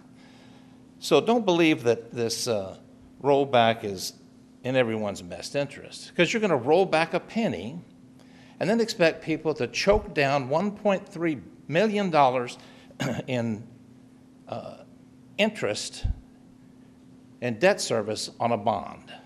So you're giving with one hand and taking away with the other. I'm a firm believer in homestead exemptions, over 65 exemptions, as many disability and veterans exemptions as can possibly be made to help ease the tax load of the citizens and stop spending so much money. Thank you. Thank you. Any further input? Seeing none, the chair will entertain a motion to close the public hearing. So moved. We have a motion. Second. We have a second. We have a motion and a second to close the public hearing. All in favor? I'm sorry, please vote.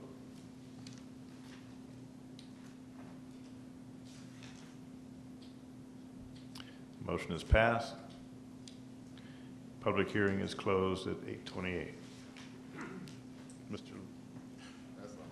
No, I'm sorry. I have to apologize. I did not see. You have an opportunity to discuss now, though. We voted. So. Only to close the public hearing. We have not closed any discussion. We've only closed the public hearing. You're welcome to say anything you wish. Mr. Summerlin, could you put the slide back up that has the effective rate and yes. Now, can you explain, I guess, to the effective rate and then the actual rate? What's exactly is the effective rate? The effective rate is that with the increased valuations that we have, if you applied that rate to our increased valuations, that would give you the same exact amount of revenue that we had in the previous year. One of the things that we did in the previous years, we pre-funded $1.3 million from our one-time project funds for street maintenance. We did not do that in FY19. So we're essentially funding to try to get our street maintenance up to the level that the council voted on. It's not quite there, but we've certainly increased by somewhere in the neighborhood of $1 million to $1.3 million in street maintenance to address the deteriorating streets that we have. So we have increased our spending, but it's to repair those streets. It's capital improvement. Okay, so the effective rate, the 689,904, and then the actual tax rate. So where does the 689,904 come from? Is that from where? Where does that come from? That's the rate that's calculated that by the Dallas actually calculated by the Dallas County Tax Office. Okay, And so then the 7.4, the other numbers are the numbers that the city has selected to be the rate? No, the rollback rate is again calculated by Dallas County Tax. Okay, based on the 689? No, the rollback rate is essentially your O&M rate applied to the taxable values plus 8%, plus an 8% increase. Okay, all right, thank you. You're welcome. Ms. Thomas. Thank you, Mayor. So the homestead tax, it seems to be a theme tonight, and I would just want to address this. It was at one of the town halls that we had this last year. It was one of like the top 3 things that the citizens would like to see in Duncanville. It was addressed last year about around budget time, and I agree with the homestead event. I want to be I am on record. I want to still be on record in agreeing with the homestead exemption for homeowners for ad valorem taxes for city property, city taxes. And then the year before that, we also started talking about it. When we did a straw vote, I was the only council member that supported the homestead exemption. Now, what I encourage you to do is to talk to your council person, and because this is a learning experience. Talk to your council person, get educated, and keep on bringing it back, because it's not too late to do a homestead exemption. We can still do one, but you need to get the support on the council. So I support it. I think they're supporting the city for it. It's just, it's like turning the Titanic. It's just slow, but we can get it done. And I don't want y'all to think that it's not impossible. And I will say that there are several people on the council that are interested in it. They just need saying that they need more information. They need to see how everything works out. But the homestead exemption isn't part of the budget process. So there's so we're not tied to this timeline. We can do it later. So that's why I'm telling y'all to keep on talking to your council people, and hopefully we'll get it done in a year or so. Mr. Cooks. Yeah, Mayor, thank you.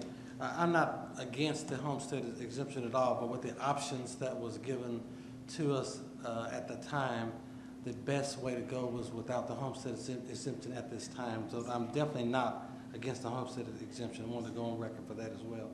But I do want to talk a little bit about, or ask Richard to come back up for a second, to talk more about what I always hear is water rates and water and sewer rates. And we just really want to make sure that those that are listening in the audience, those that are listening by social media, those that are listening by television, really still get a better concept. And I'm going to ask these questions again as we get here in public hearings, Richard, so bear with me for a moment. So would you share with us again about the difference of the 2019, you mentioned there would not be a rate increase for water and sewer in 2019. Would you could tell us how that compared to the prior budget year, and if we had a rate increase to the last 2018 prior year, and why there's not one again this year, more so again for public education? Well, Mark, let me start off by saying that I do the revenue projections for water and sewer is relatively constant. You can predict that with some degree of accuracy. Predicting how much revenue you're going to have in water is the most maddening thing, because it all is very dependent on the weather, and it's also dependent on the economy. And so basically how we got where we're at today is that we had a series of rate increases, and I think as those rate increases took effect, people became very, very conservative with the water that they were using. And we have a healthy fund balance now, and we also had a study that we just completed this year to evaluate all of our cost in and our projected costs for the future. And it was determined that we could definitely get by with not having a rate increase this year. And so we are, drawing down. We're spending more money than we're bringing in revenues in the water utility fund. Part of that is because of capital improvement. We have water pipes, a lot of them over 50 years old, some of them approaching 75 years old, same with sewer. And so anytime we have a water pipe break, we lose water that we've paid for from the city of Dallas because we purchased our water from them, and we get that at a much cheaper rate than we could build our own treatment plants and have our own water supply. And so as we replace those pipes that are aging, it prevents the loss of water that we've already paid for, that we don't get any revenues for. In the same way with replacing sewer pipe, if you have a crack in a sewer pipe or a bad joint, when you get a rain event like we've had recently here where you get a fair amount of groundwater, it becomes a vacuum, and so as that sewer is flowing down the line, it sucks that groundwater in, and so that gets metered, and we have to pay for that. We have to pay for that groundwater to be treated along with sewer. And so the more that we replace that pipe, the less that we have this intake of natural groundwater, and the less we have to pay. And so we've experienced that this year in that Dallas reduced their rates that they were charging. Again, part of that was due to the fact that they settled their disagreement. They had been essentially charging us an extra amount to go into a fund as an escrow for the Sabine River Authority lawsuit. They have now settled that, and they're in the process of, they'll be refunding that money back over the course of the next 3 years. And so they reduced their rates, again, because of that. That helped take the pressure off of us having to raise rates. And then the same, or not the same thing, but a little different concept is that we reevaluated our flow assumptions that go into Trinity River Authority. And the way that works is there's a budget and for all the cities that contribute to each plant that treats sewer, and then those budgets are divided up by how much flow comes in from each city. And based on history and based on current projections, we've lowered that. And part of that's because we've kept up with our capital improvement projects. Part of that's why we're spending more money than we have in revenue in the water utility fund, because we're trying to stay ahead and on top of all the capital replacement that we need to have. And so that's why we're able to come through this year without a rate increase. So with that, thank you, Rich. I definitely appreciate that. So with that said, so you're saying then that there is no rate increase for 2019 budget. However, is that at the expense of being more in the next budget year? And I know you have to kind of, I know you just mentioned it's almost a guessing game, but would you say then it's at the expense of not having one at this point will be higher on the next prior year? I'll not go so far as to say that that's impossible, but I believe, based on our fund balance, that that's highly unlikely that that's going to cause us to have an abnormally high increase in the future. I just mentioned that we're going to get an escrowed amount that we've collected back over the next 3 years. That will help keep the pressure off of future rate increases. Would that be the reason we wouldn't return that saving back to the resident?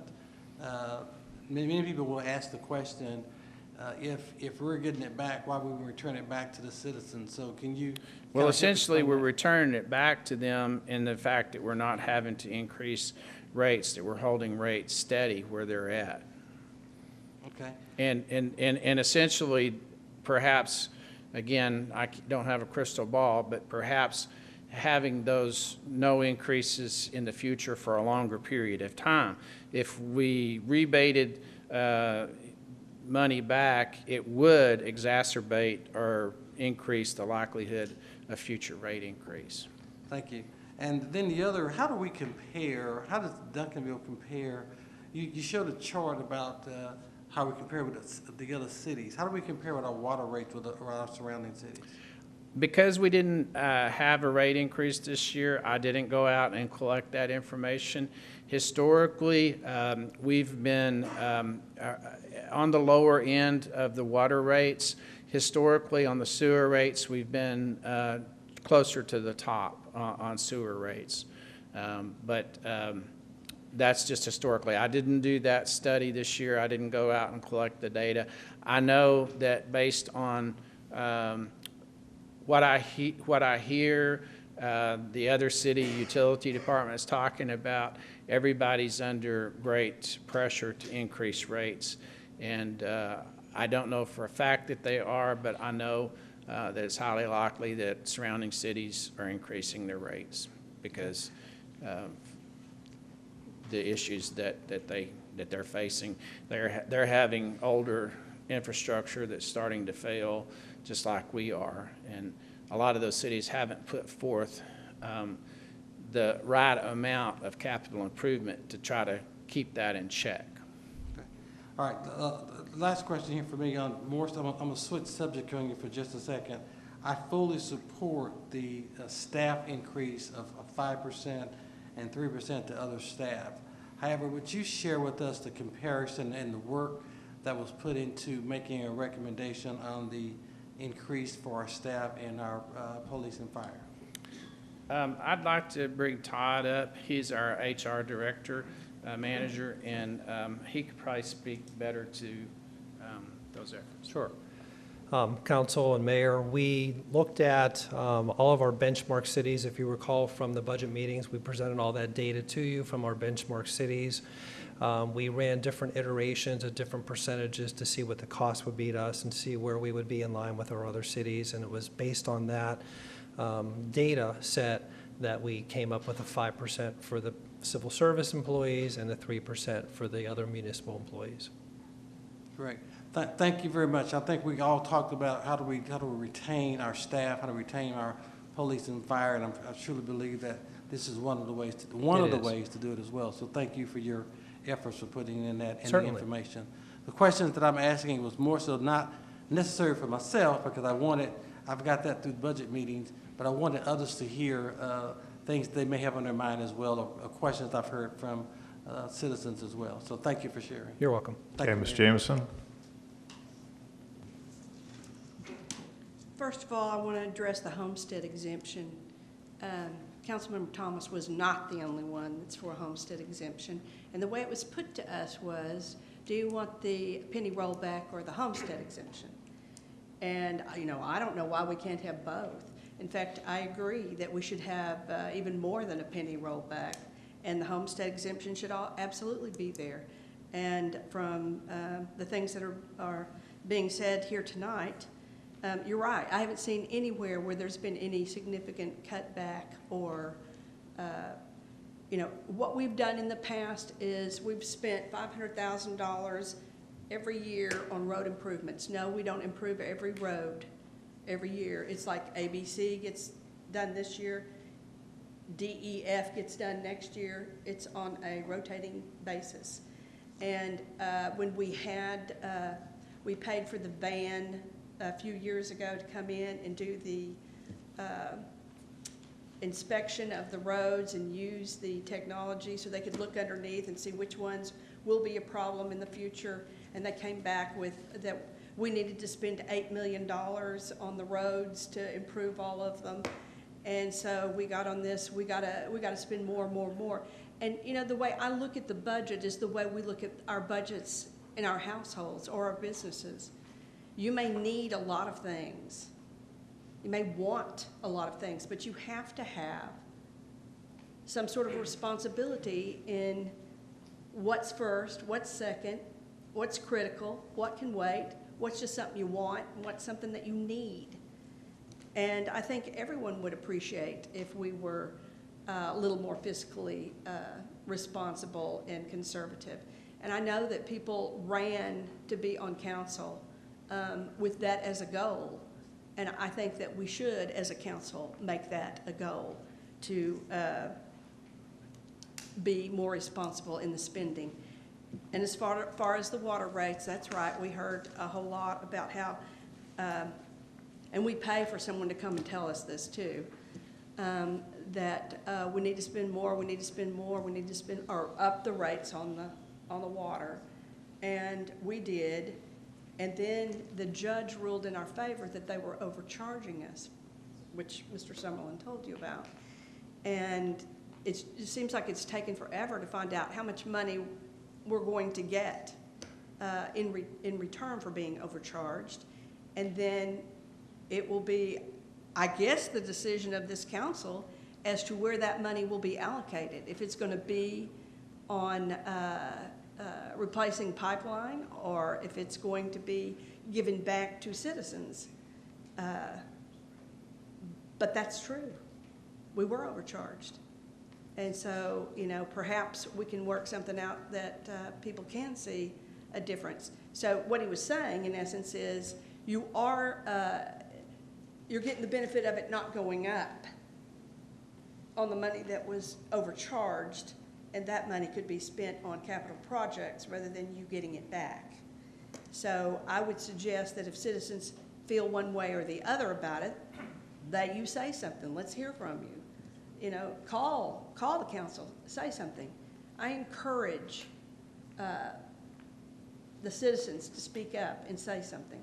You are the ones paying for this. You're the ones paying for this. And you've elected us to represent you. Tell us what you want. Tell us what you want to hear, what you expect.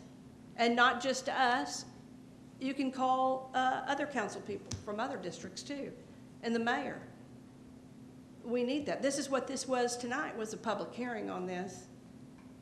And if you feel strongly about it, say something. Call us. Say something.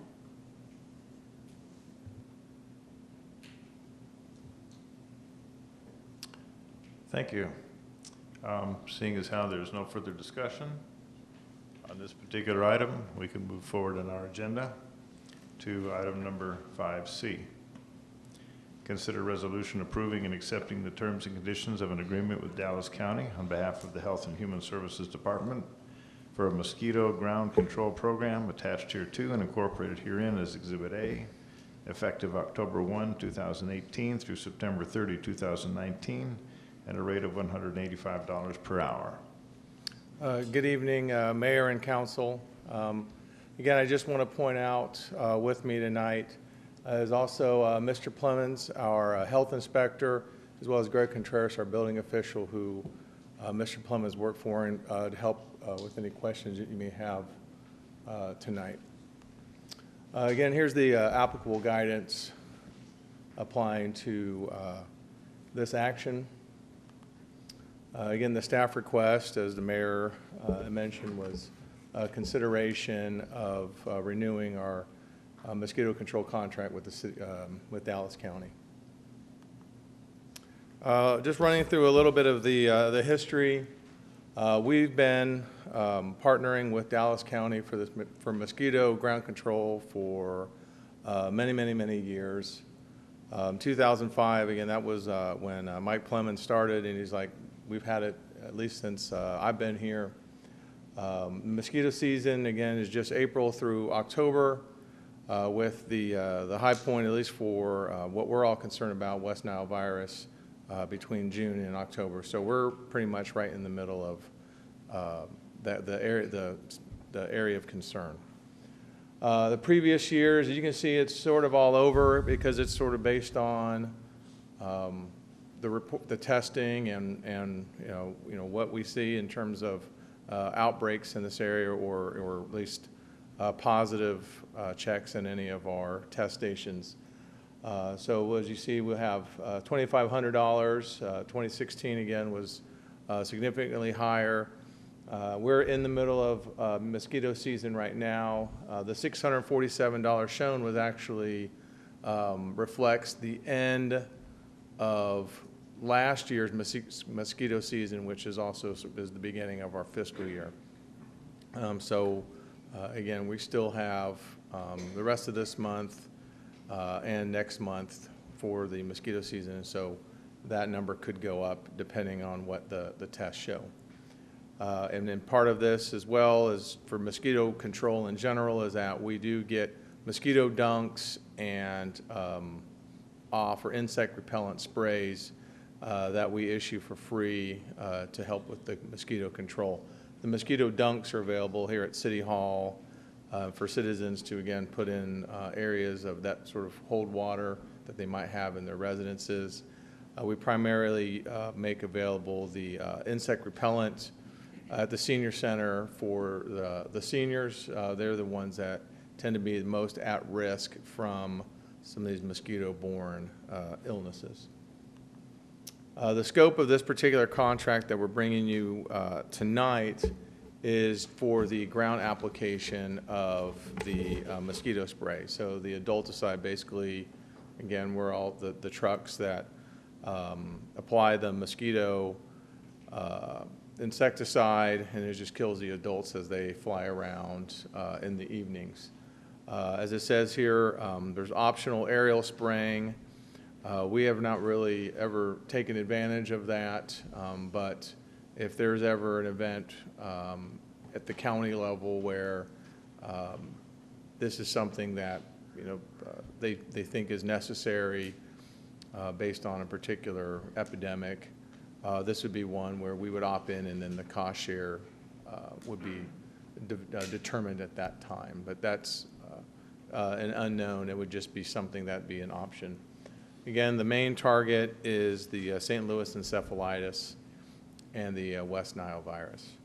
And then finally, again, the 185 reflects an hourly rate which applies only from basically when they turn on the machines and start applying and driving around until they turn off the machine. So this is not, the $185 does not apply to driving from point A to point B.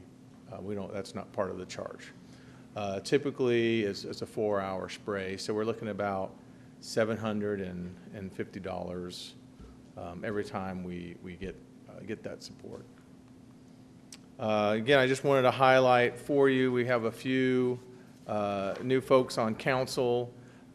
Is that just reiterating the notification, and so we get a weekly report from the county every Wednesday saying this is what we found at your test locations, and you all have a map that was put out on your desk showing the zones and then the test locations in each zone, and that sort of, if we have a positive test, that helps us figure out where we need to spray and working with the county. In the event that there is a positive trap, we spray Thursday and Friday evenings. I know there's a lot of concern about other animals or other insects, but again, usually, we're only catching the things that are out at night. So it's mainly, again, just the mosquitoes that are out. And then we do make every effort to notify the public when we do the sprayings, as you see up there, with all the different ways to get the word out.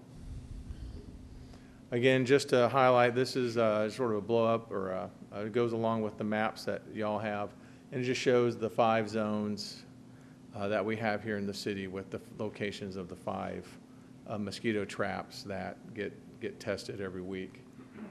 And that concludes my briefing, subject to your questions. Ms. Jamison. Yes, you have here that last year we spent a total of $647 for ground. So that was... This year so far was $647. Okay, so the fiscal year. Fiscal year. So basically what the 640 reflects is basically one final spraying that happened at the very end of the beginning of the season. So again, the mosquito season is through October, and so there is some mosquito calendar year 2017 bleeds into fiscal year 2018, and that's what the 647. So we have not had any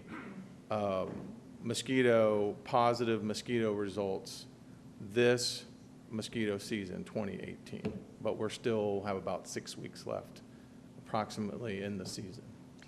Can we know, and this may be Richard, can we know how much have we spent in spraying for the years 17, 18, and what's kind of like an average that we, okay, there it is. Okay, because then we're allocating 19,000. Well, what we, when you look at the budget, we're looking at 100 hours of spraying. So again, in 2017, we had $9,000. We're in the middle of 18, and it's looking positive right now. I mean, I can't deign to predict what the mosquitoes will or will not, what will happen. But again, what we're trying to do is anticipate as well a fiscal year 16 event to cover that mosquito. There's a mosquito event. So we're looking at, like I said, 100 hours. And so where does that money go if it's not spent? It goes back to the general fund at the end of the fiscal year. Yeah, it said it was in the building inspection fund. It's in the building inspections division, but each year as we go through our budget process, when we're formulating the budget for the next fiscal year, we're also looking at where we think we're going to end this current fiscal year. So we are making adjustments to the current budget. So I know we've already adjusted the FY18 budget and reduced the budgeted amount for mosquito spraying, recognizing that we're having a dry year this year. So that money then goes into the fund reserve, and that is part of our budgeting process for FY19 as well. And we do that throughout every division, every budget line item, that we look at adjusting them as we need to mid-year as part of the process. Thank you. Ms. Thomas? I have a question on the zonings. The zones? Yeah, the zones. Okay. So Zone 3. The trap is over in Fair Meadows North. So I've always wondered why the trap is over in Fair Meadows North and you get a positive, why you spray Fair Meadows South, because there's I-20 is between the two, and I can't see any mosquitoes from Fair Meadows North making it to Fair Meadows South through that. So I don't understand why that would get sprayed too. I'll have to turn it over to Mr. Plemons. I know that the zones and where they're testing was worked out with the county. Do you?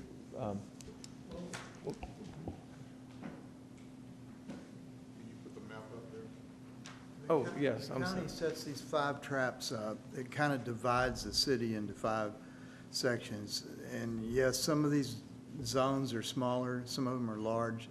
The one that takes on Redbird and Fair Meadows, north and south, is the biggest zone. But they do this in order to keep the number of traps down. I have the same question about why that one's so big. It almost looks like it should be divided into 2. And I've asked the county about that. So we try to keep the traps in fixed locations. We try to keep as few as we can, because they have hundreds of traps that they put out all over the county. And that's just the way they do it. I wasn't real clear on that myself. So you don't have any input? No. Occasionally they'll put traps out in other areas to see. Yeah, I can see trap number one affecting Fair Meadows North. I mean, yeah, south. But everything north of I-20, those mosquitoes stay over there. What I'm thinking. And everything this way. Well, and I don't see putting poison on an area that is theoretically, it's not affected. And I understand it's a pyrethrum and it's not that bad, but it's still but if it's not up to us, it's not up to us. I just was always curious about that. Yeah, I don't have a good answer for that. I just know that we have 5 traps. That's what we're allotted, and this is where they put them. And so if the trap's positive, we spray. If it's not positive, we don't spray. Now, it's everyone talks about, well, we got a large number of mosquitoes. You can have a trap with 1,000 mosquitoes, and you may not have West Nile virus. You can have a trap that only caught 5, and it may be positive. So even though we're having a dry year and we're having less numbers of mosquitoes, it's more with the West Nile that's in the bird population. The bird population is what carries the West Nile. The mosquitoes feed on the birds, and then they bite us, and we get the disease. So we're having, it's not that we're having a year with less mosquitoes, it's we're having a bird population that has less West Nile virus in it. And it's the combination of the two. Less virus load in the birds and a less number of mosquitoes.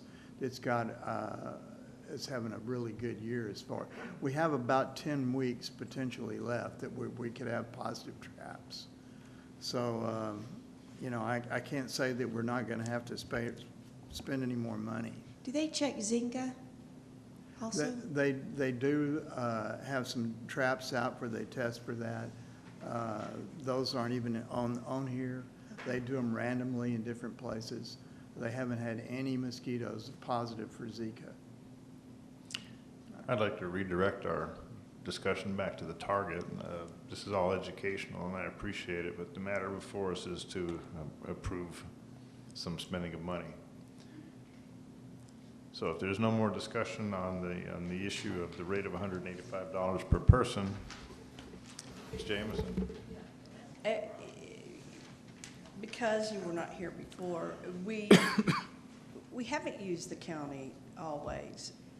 And they came to us and suggested, I don't know, 4 years ago, 5 years ago. And I think that they were, we had to use trucks only that sprayed from the side, and this is aerial, correct? No, it's not? Okay. Well, they were supposed to be cost effective by using them, but it kind of is making you wonder if you don't have any control, because I've often wondered, and I appreciate the fact that you're talking about it's the bird population, because certainly over in the Redbird area and the Thoroughbred Hills with the creeks and everything, I've always wondered why they put the trap in Fair Meadows, because there's, all the water is further down. But I don't know, that's something that, did we check to see what the cost would be if we did the spraying ourselves? We haven't done it in 4 or 5 years.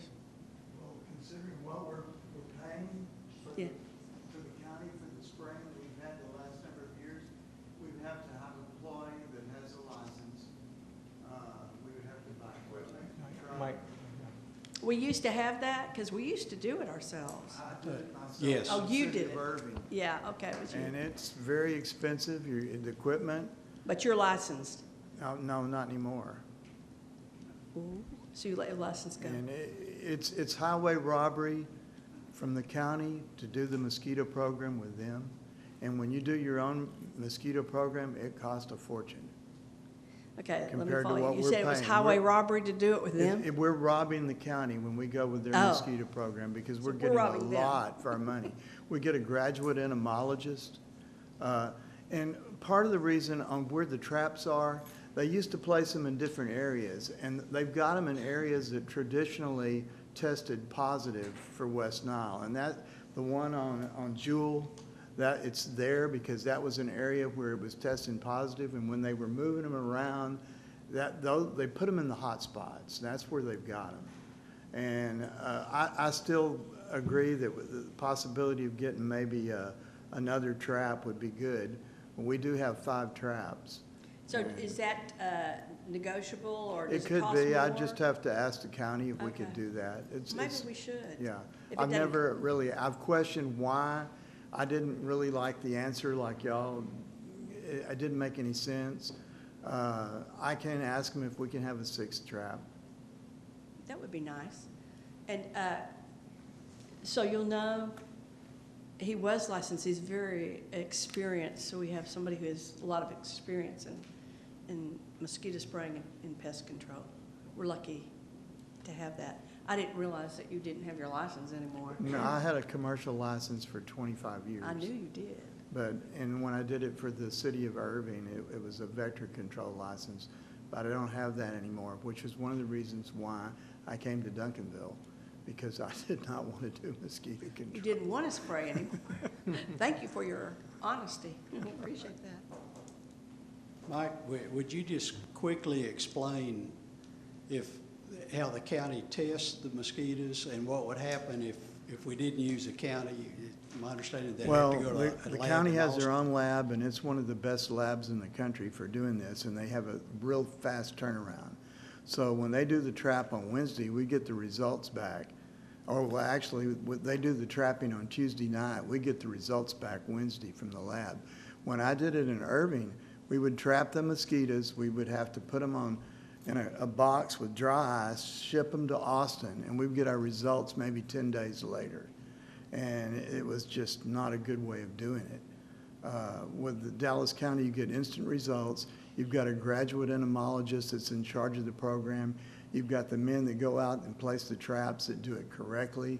They count the numbers. They identify all the mosquitoes. There's over 40 species of mosquitoes. The one we're concerned with is the Culex quinque fasciatus, which carries West Nile. And they break it all down. When they catch these the mosquitoes in a trap, they grind them all up and they do a genetic test where they determine if there's the genes in there for the West Nile virus. So in your expert opinion, the $185 an hour that we are proposing here needs to be approved? You couldn't do it yourself. So if we could get on with this, it would be a great help. Oh, yeah.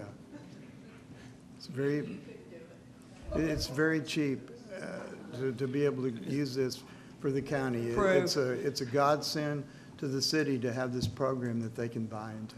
Thank you. So therefore, the chair will entertain a motion to... Motion to approve. A motion to approve a resolution accepting the terms and conditions with the Dallas County. Is the motion? Yes. Is there a second? I move to approve. Oh, there was a move? I'll second it. And a second. Okay. Oh. All right, there is a motion on the floor to approve and accept the terms and conditions of an agreement with Dallas County on behalf of the Health and Human Services Department for a mosquito ground control program attached here to and incorporated herein as Exhibit A, effective October 1, 2018 through September 30, 2019, at a rate of $185 per hour. Please vote. Thank you very much. Moving on to item 5D, consider a resolution approving a one-year agreement for city-paid employee and retiree medical and prescription with Blue Cross Blue Shield of Texas. Good evening. Mayor and council members, I'm Todd Siegel, the Human Resources Director for the city. With us tonight is also, excuse me, Andrew Weger, who is an employee benefit specialist with Hub IPS, who is our consulting firm. Let's see if I can do this right. This year, we advertised a request for proposal for medical and pharmacy benefits. The proposals were to include rates for not only partially self-funded environment, but also for a fully insured environment. We received 6 respondent proposals. The 2 finalists that were vetted by IPS were Meritain, who is our incumbent, and also Blue Cross Blue Shield of Texas. The city staff and IPS recommend that Blue Cross Blue Shield of Texas be our provided vendor moving forward. If we do go with Blue Cross Blue Shield, should you approve the resolution, we will migrate to a fully insured environment, and this will help us to reduce our risk and our costs moving forward. There will be an overall increase of about 15.5% in fixed and anticipated costs, and these would be due to a one-time only rate of $4.5 million for IBNR costs, which are run-out claims moving from Meritain to Blue Cross and going from a partially self-funded environment to a fully insured environment. And we also did a network analysis for a geo access. And what that means is we looked at our current top providers that are being utilized, and we want to see what the disruption rate is going to be for our employees. And what you want to see is you want to look at your primary care physicians, specialists, and also the hospitals within a 10-mile radius. And what we found by doing that run was that the percentages are all in the mid to upper 90 percentiles, which is good and means less disruption for our employees. And as you know, Blue Cross Blue Shield of Texas has a very wide network, which would be beneficial for our employees. This is a very staggering slide before you. This slide depicts our total claims and prescriptions from 2012 until current. In 2012, we had about $1.6 million total in claims and prescriptions, and you can see moving up to 13, that jumped to $2.6 million. Then we had a good year where we dropped back down to $1.6 million, and then you can see a steady incline over the years. At the end of 17, we were up to about $3.4 million, and the estimated amount of claims with the prescriptions for 18 is going to be $3.9 million. So that's a very driving factor in us trying to turn around this steadily increasing rate of claims. Okay, so what we did was we reviewed arduously a bunch of different iterations of plan designs for contributions and for premiums. And I'll go over these quickly because we didn't get to where we are in a very short amount of time, so we can't fix it in a very short amount of time, but we need to make changes. So the changes that we are proposing for next year for our active employees is to apply a $35 increase to the employees for the PPO plan, for employee only and employee and child tiers, and a $70 employee premium increase for the other two tiers for employee and spouse and employee and family. We are proposing a $10 employee premium increase for the high deductible or the HSA plan for the employee-only premium. Currently, they do not pay a premium for that tier. And we are proposing to reduce the city's contribution by 5% for the employee and spouse and employee and family plans. This all would assume a 12% migration from the PPO plan to the high deductible plan, which is the less costly plan and would help the city in the long run. For retirees, there would be less changes, but still changes applied to the retirees because we're all in this together. We are proposing to apply a $35 retiree premium increase to the PPO plan for all tiers and a $10 premium increase to the high deductible retiree-only premium. And again, we are proposing to reduce the city's contributions by 5% for all dependent tiers. So not the employee-only tier, but all other dependent tiers. Plan design from a very high level. I just wanted to show you the two green columns are for our PPO plan, current and the newly proposed. And the orange columns are for the high deductible or the HSA plan for the current and for the newly proposed.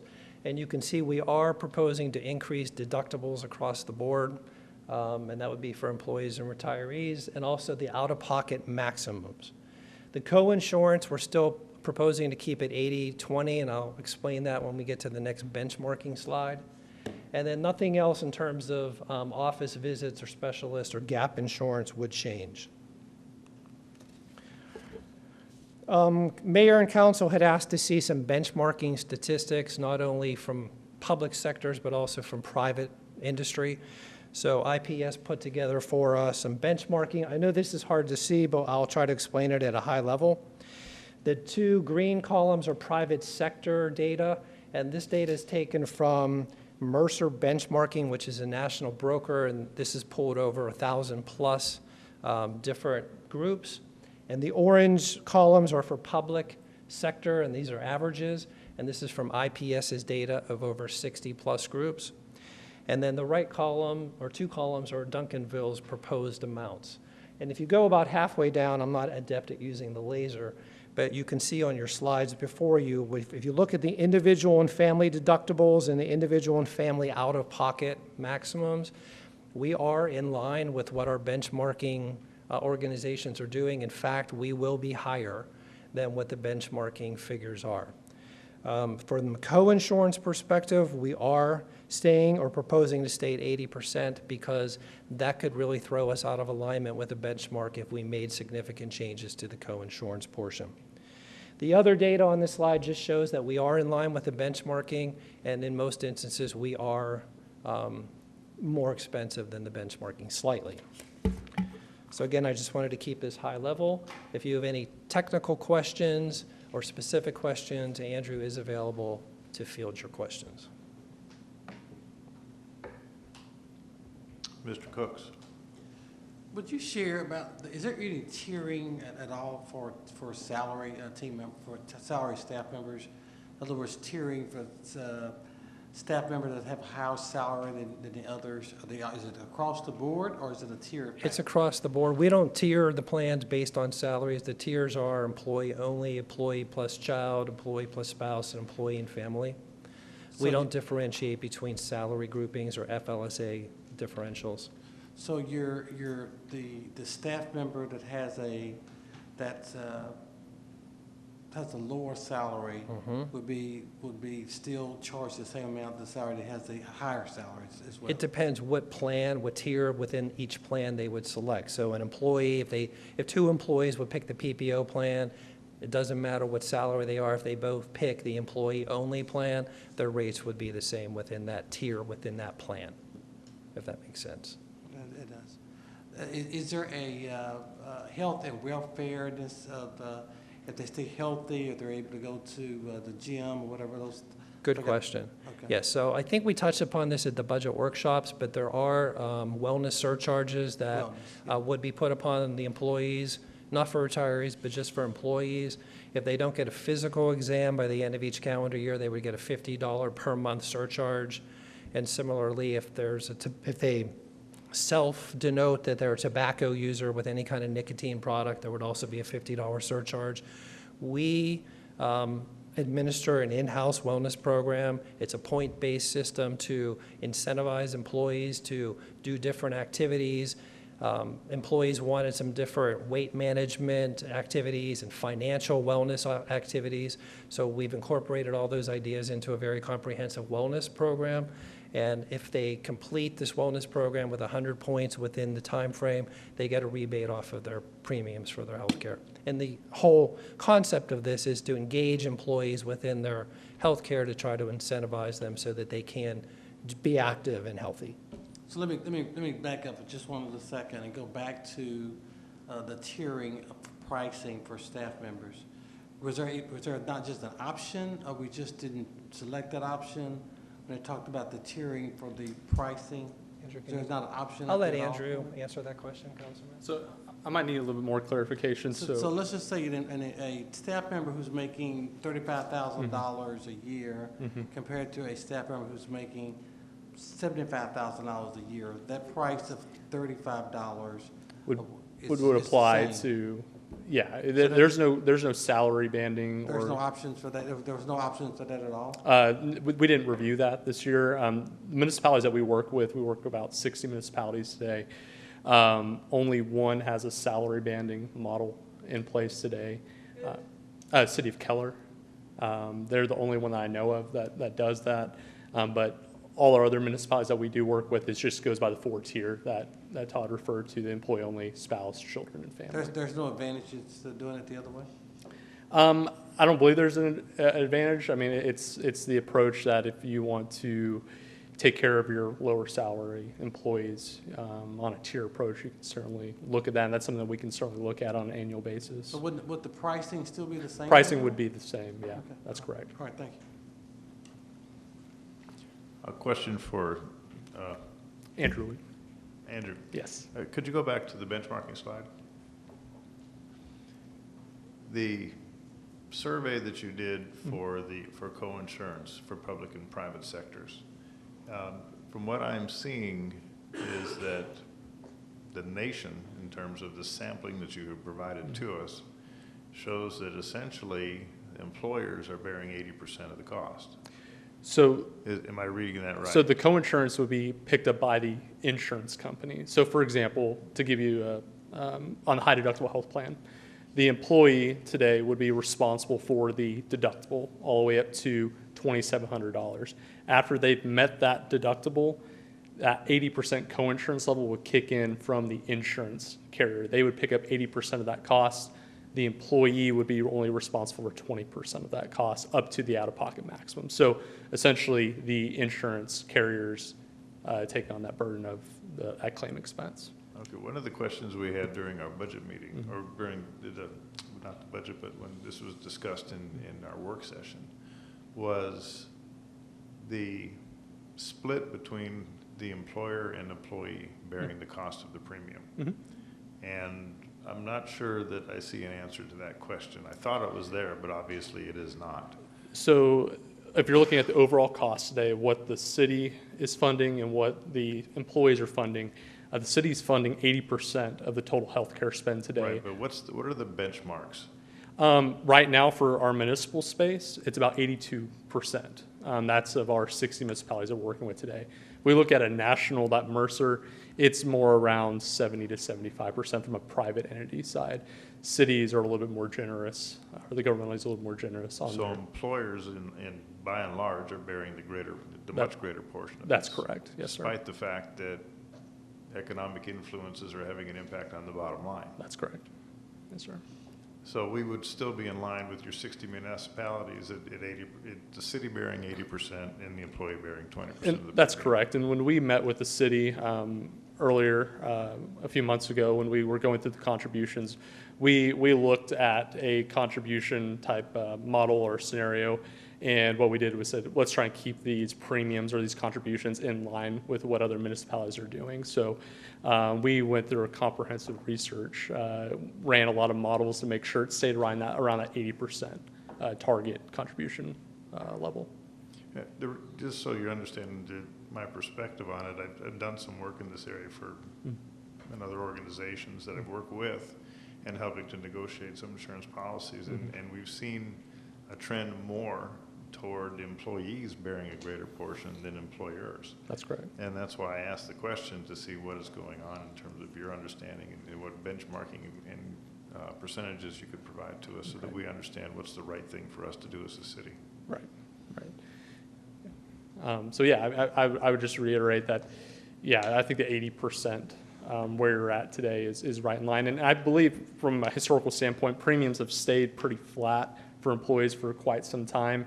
This is really the first year that we're putting some type of increase onto employees just because of the increase we've seen in spend over the last 2 to 3 years. Some large catastrophic claimants that have hit the plan, passing some of that increase onto employees is something that the city felt would be the best route this year. Okay, all right. Mr. Siegel, this is all within budget. Yes. Everything. How long is the migration going to take to go from what we're now self-insured and going to fully insured by Blue Cross Blue Shield? Do you mean how long will the runout claims be? Yes. 6 months? It's about 6 months. 6 months before it actually rolls over completely. Correct. That's correct. Okay. Mr. Cooks. Yeah, Mayor, before I know we're coming up for voting for this, I will like to state that I will be voting for this to approve it, but I would have loved us to at least explore what the city of Keller was doing in reference to the employee staffing model or tier. But I know it's too late at this point, but I just wanted to go on the record to say I would love to have seen that model as well. Well, this is a one-year contract. Correct. So we can definitely in provide those that next terms, year. between now and 1 year of expiration on this, that can certainly be done. Yeah. So if you make a note of that, Mr. Siegel, we'd I will. appreciate it. Sure. Okay, Ms. Thomas? Thank you. I have a question about the pricing.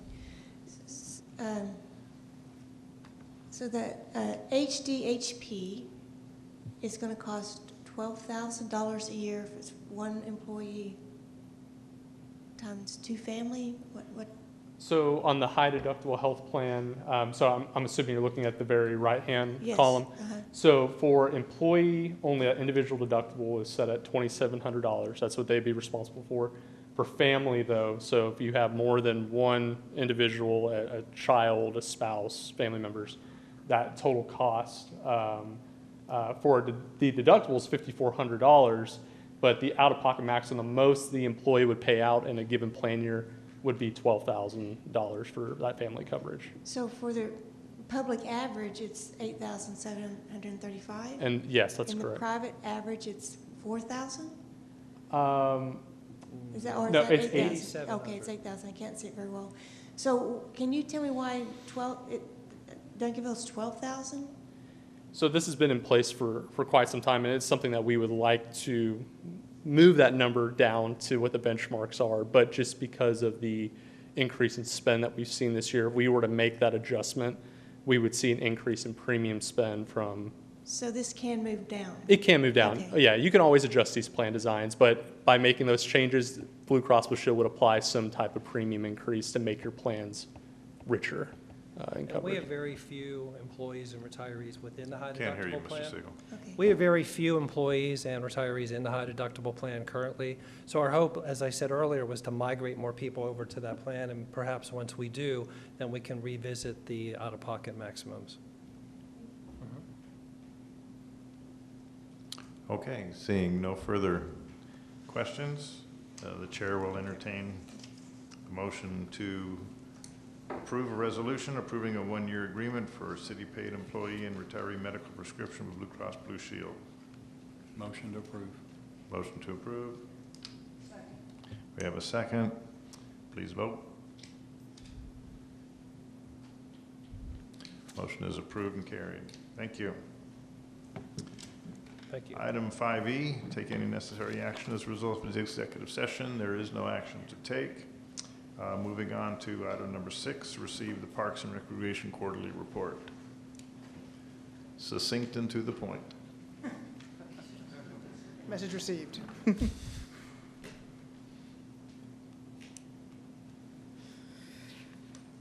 Thank you, Mayor and Council. I wanted to give the quarterly report for the Parks and Recreation Department for the last 3 months. I'm pleased to do that. We've had no full-time personnel changes in the last 3 months. However, I do want to take the opportunity to recognize 2 of our employees who have become recertified playground safety inspectors, Timothy Hamilton and David Codispati.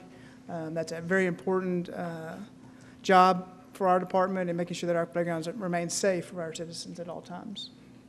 So kudos to those guys. That's a very difficult test. I've taken the test, and it's very difficult. For our work plan projects completed, we've recently finished the facility condition and needs assessment. It was obviously utilized by the staff. It was utilized by the Citizen Bond Advisory Committee as well as City Council in your recent bond election decisions. The final report actually was delivered today, and we'll be getting those to you very, very soon. Work plan projects in progress. We have 4 projects remaining for this year. The Kidsville and Splashville concept plan that will be going to our park board at their next meeting on September 10th. We're also working on converting one of the tennis courts at Armstrong Park to a basketball court, and redoing the Armstrong tennis court parking lot, as well as adding the entrance gates to Harrington Park. And again, all those projects will be completed in the next couple of months. Some of our non-work plan successes. Our park facility improvements, we've added some safety fencing at Harrington Park near the batting cage areas. That was actually a joint project with DBBI where they cost participated. We also added the 5th Little Free Library at Lions Park. Again, that's a partnership with the Kappa Gamma Delta as well as our Duncanville High School students who did a fantastic job of creating those. We added coach lights to the senior center, make it much more attractive. We've had a number of events in the last 3 months, 4 to be exact. Catfish Catch was held on May 26th, and Memorial Day was on May 28th. And then 2 of our signature events this year were our Juneteenth celebration held on June 16th at Armstrong Park, highlighted by Lady Diamond. And then our July 4th celebration, where again we partner with our Lions Club for the parade. It was highlighted by the Mars Hill Band and probably the best finale fireworks show I've ever seen. So it was a fantastic show. Again, I always like to thank all of the departments for their assistance in this event. It's not just done by Parks and Recreation, it's all the city departments. And so thank you to all of our city departments as well as the support of our city council for this event. Also want to highlight a couple of achievements by our Keep Duncanville Beautiful board. They received the Gold Star Award at the Keep Texas Beautiful Conference this summer. And then just 2 weekends ago, they recently completed the requirements to become affiliated with Keep America Beautiful. and they will be recognizing them at a future council meeting for that achievement. And then before I leave, I want to highlight the upcoming recreation events. We have concerts in the park every weekend in September, and then our Brew Bash on October 26th. And with that, I'll answer any questions you might have. Mr. Cooks? Yeah, Bart, I was asking again on Harrington Park, and great report, thank you. I was asking again about Harrington Park. Remind the council again of how many soccer fields that we have at Harrington Park, as well as the baseball field. We have 14 soccer fields and eight baseball fields. And so still speaking on behalf of what I'm hearing on our constituents is the youth football teams are still underserved when it comes to ability to have practice fields. Driving through Harrington Park today, we have a lot of opportunity to not only service just soccer and baseball, but to help underserved little league football teams. So I would hope that we would look at that somehow, or some way, council as well, or mayor, to see how we can help our citizens who's asking us to help serve our Duncanville, and I'm particularly talking about our Duncanville teams. Sure. That's having to go outside of Duncanville to have those practices, and Cedar Hill and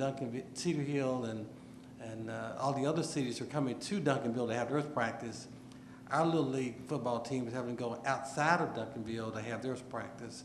So I would hope that we would look into an opportunity to have our little league football team have a practice field, additional practice field in Duncanville.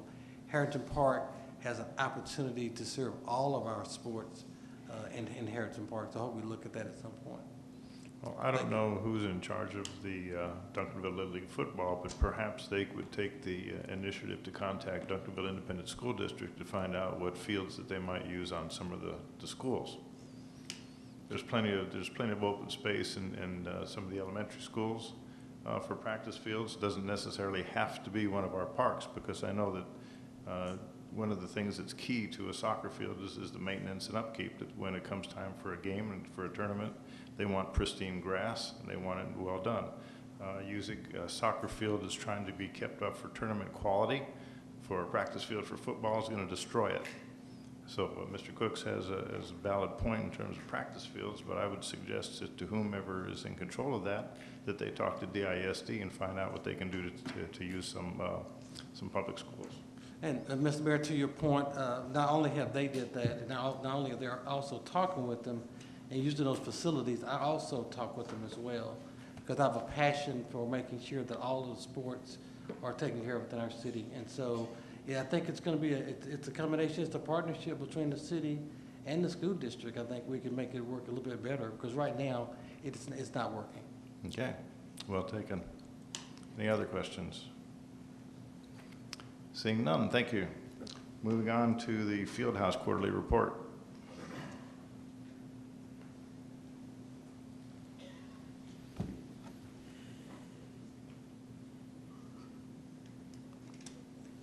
Good evening, Mayor, Kevin, Council.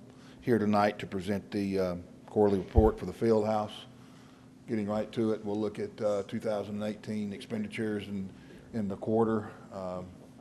We're at $808,000 at the end of June, leading into $1.1 million at the end of the quarter. If I could interrupt, we have a lot of new council members. Would you introduce yourself to them?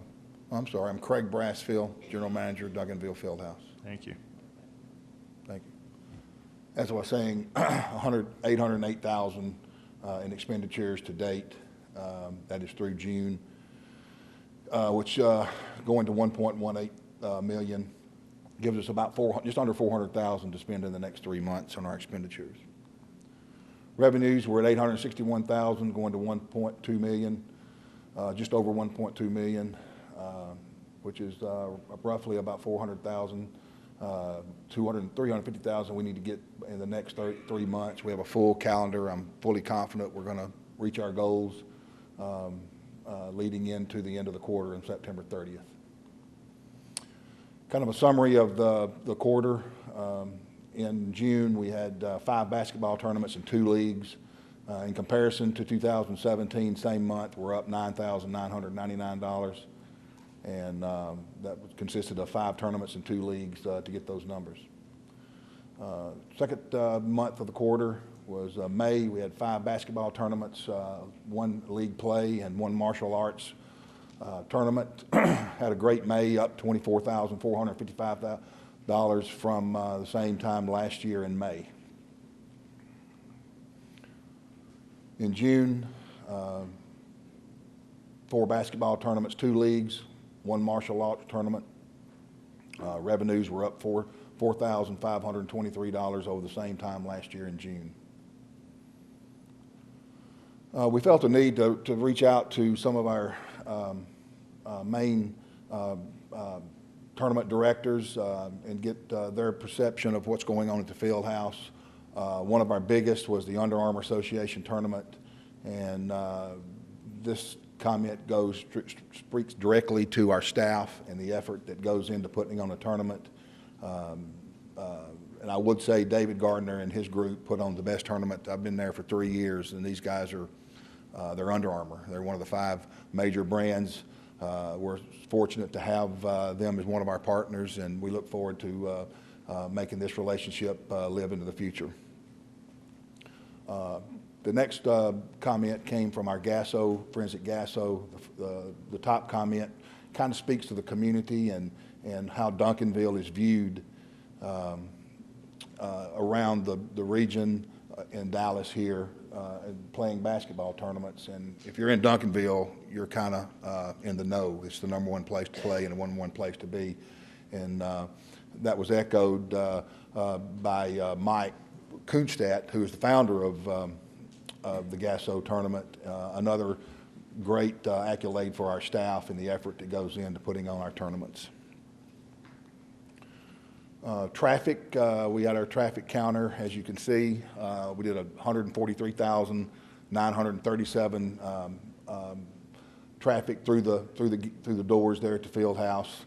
In comparison, from last quarter, it's up 25,000 people. It's kind of hard to compare that because tournaments are different. This is April through June is one of our best months with summer camp starting, but it was an increase in attendance. If you look down at the lower left-hand corner, 1 year we implemented the system in July of 17, July of 18.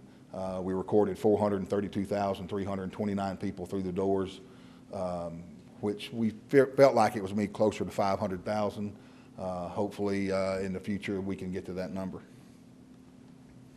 Sponsorships are doing real well. In this quarter we gained 3 new sponsors: Best Western Family Faith and Academy and Raising Cane's, as well as renewing the Care Now agreement.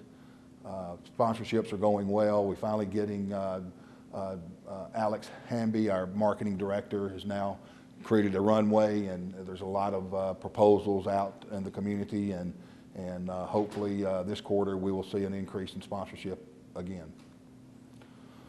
Kind of a rundown of all the programs that we do. Our youth education programs, we're just now starting our back to school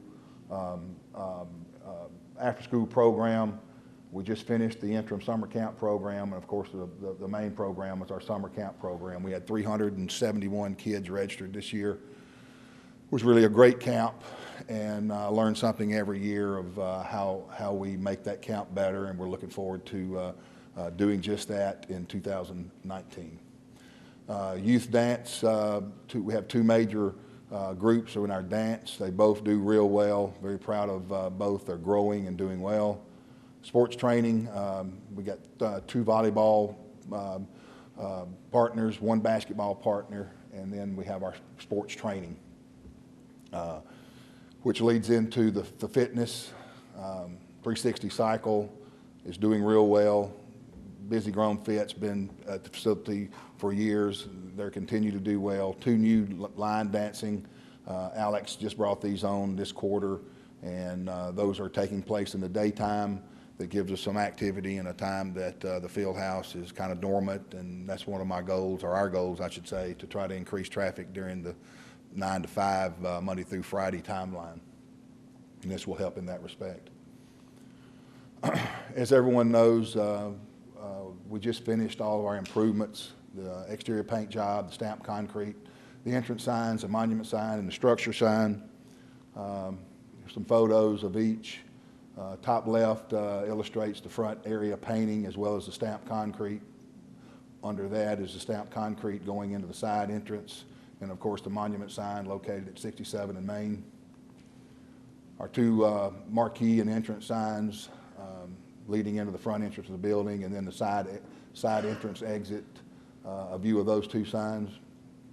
And then the main signs that went up last are the Fieldhouse signs that look really great from 67 in Main as you're driving down the interstate or the highway there. And all these projects were completed, and I want to kind of recognize Bart and Jessica for their efforts and recognize them for it's a team effort for us to put this together and pull this off. So I want to thank both of those guys for their support and helping make the Fieldhouse renovations go smoothly. With that, I'll try to answer any questions.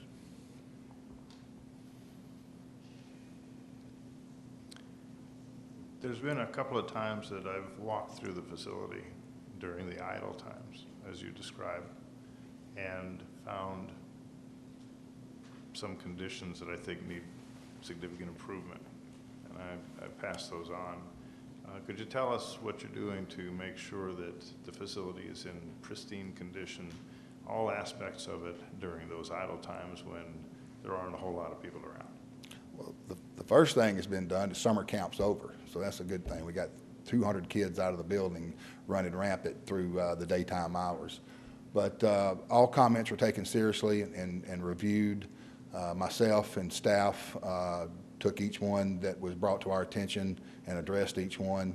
We have staff, custodial staff during the daytime now that does the bathrooms, that helps keep the place clean. We do the same thing in the parking lot. So the challenge is the way the cleaning contract is set up right now, which is fixing to get changed or rebid, I should say.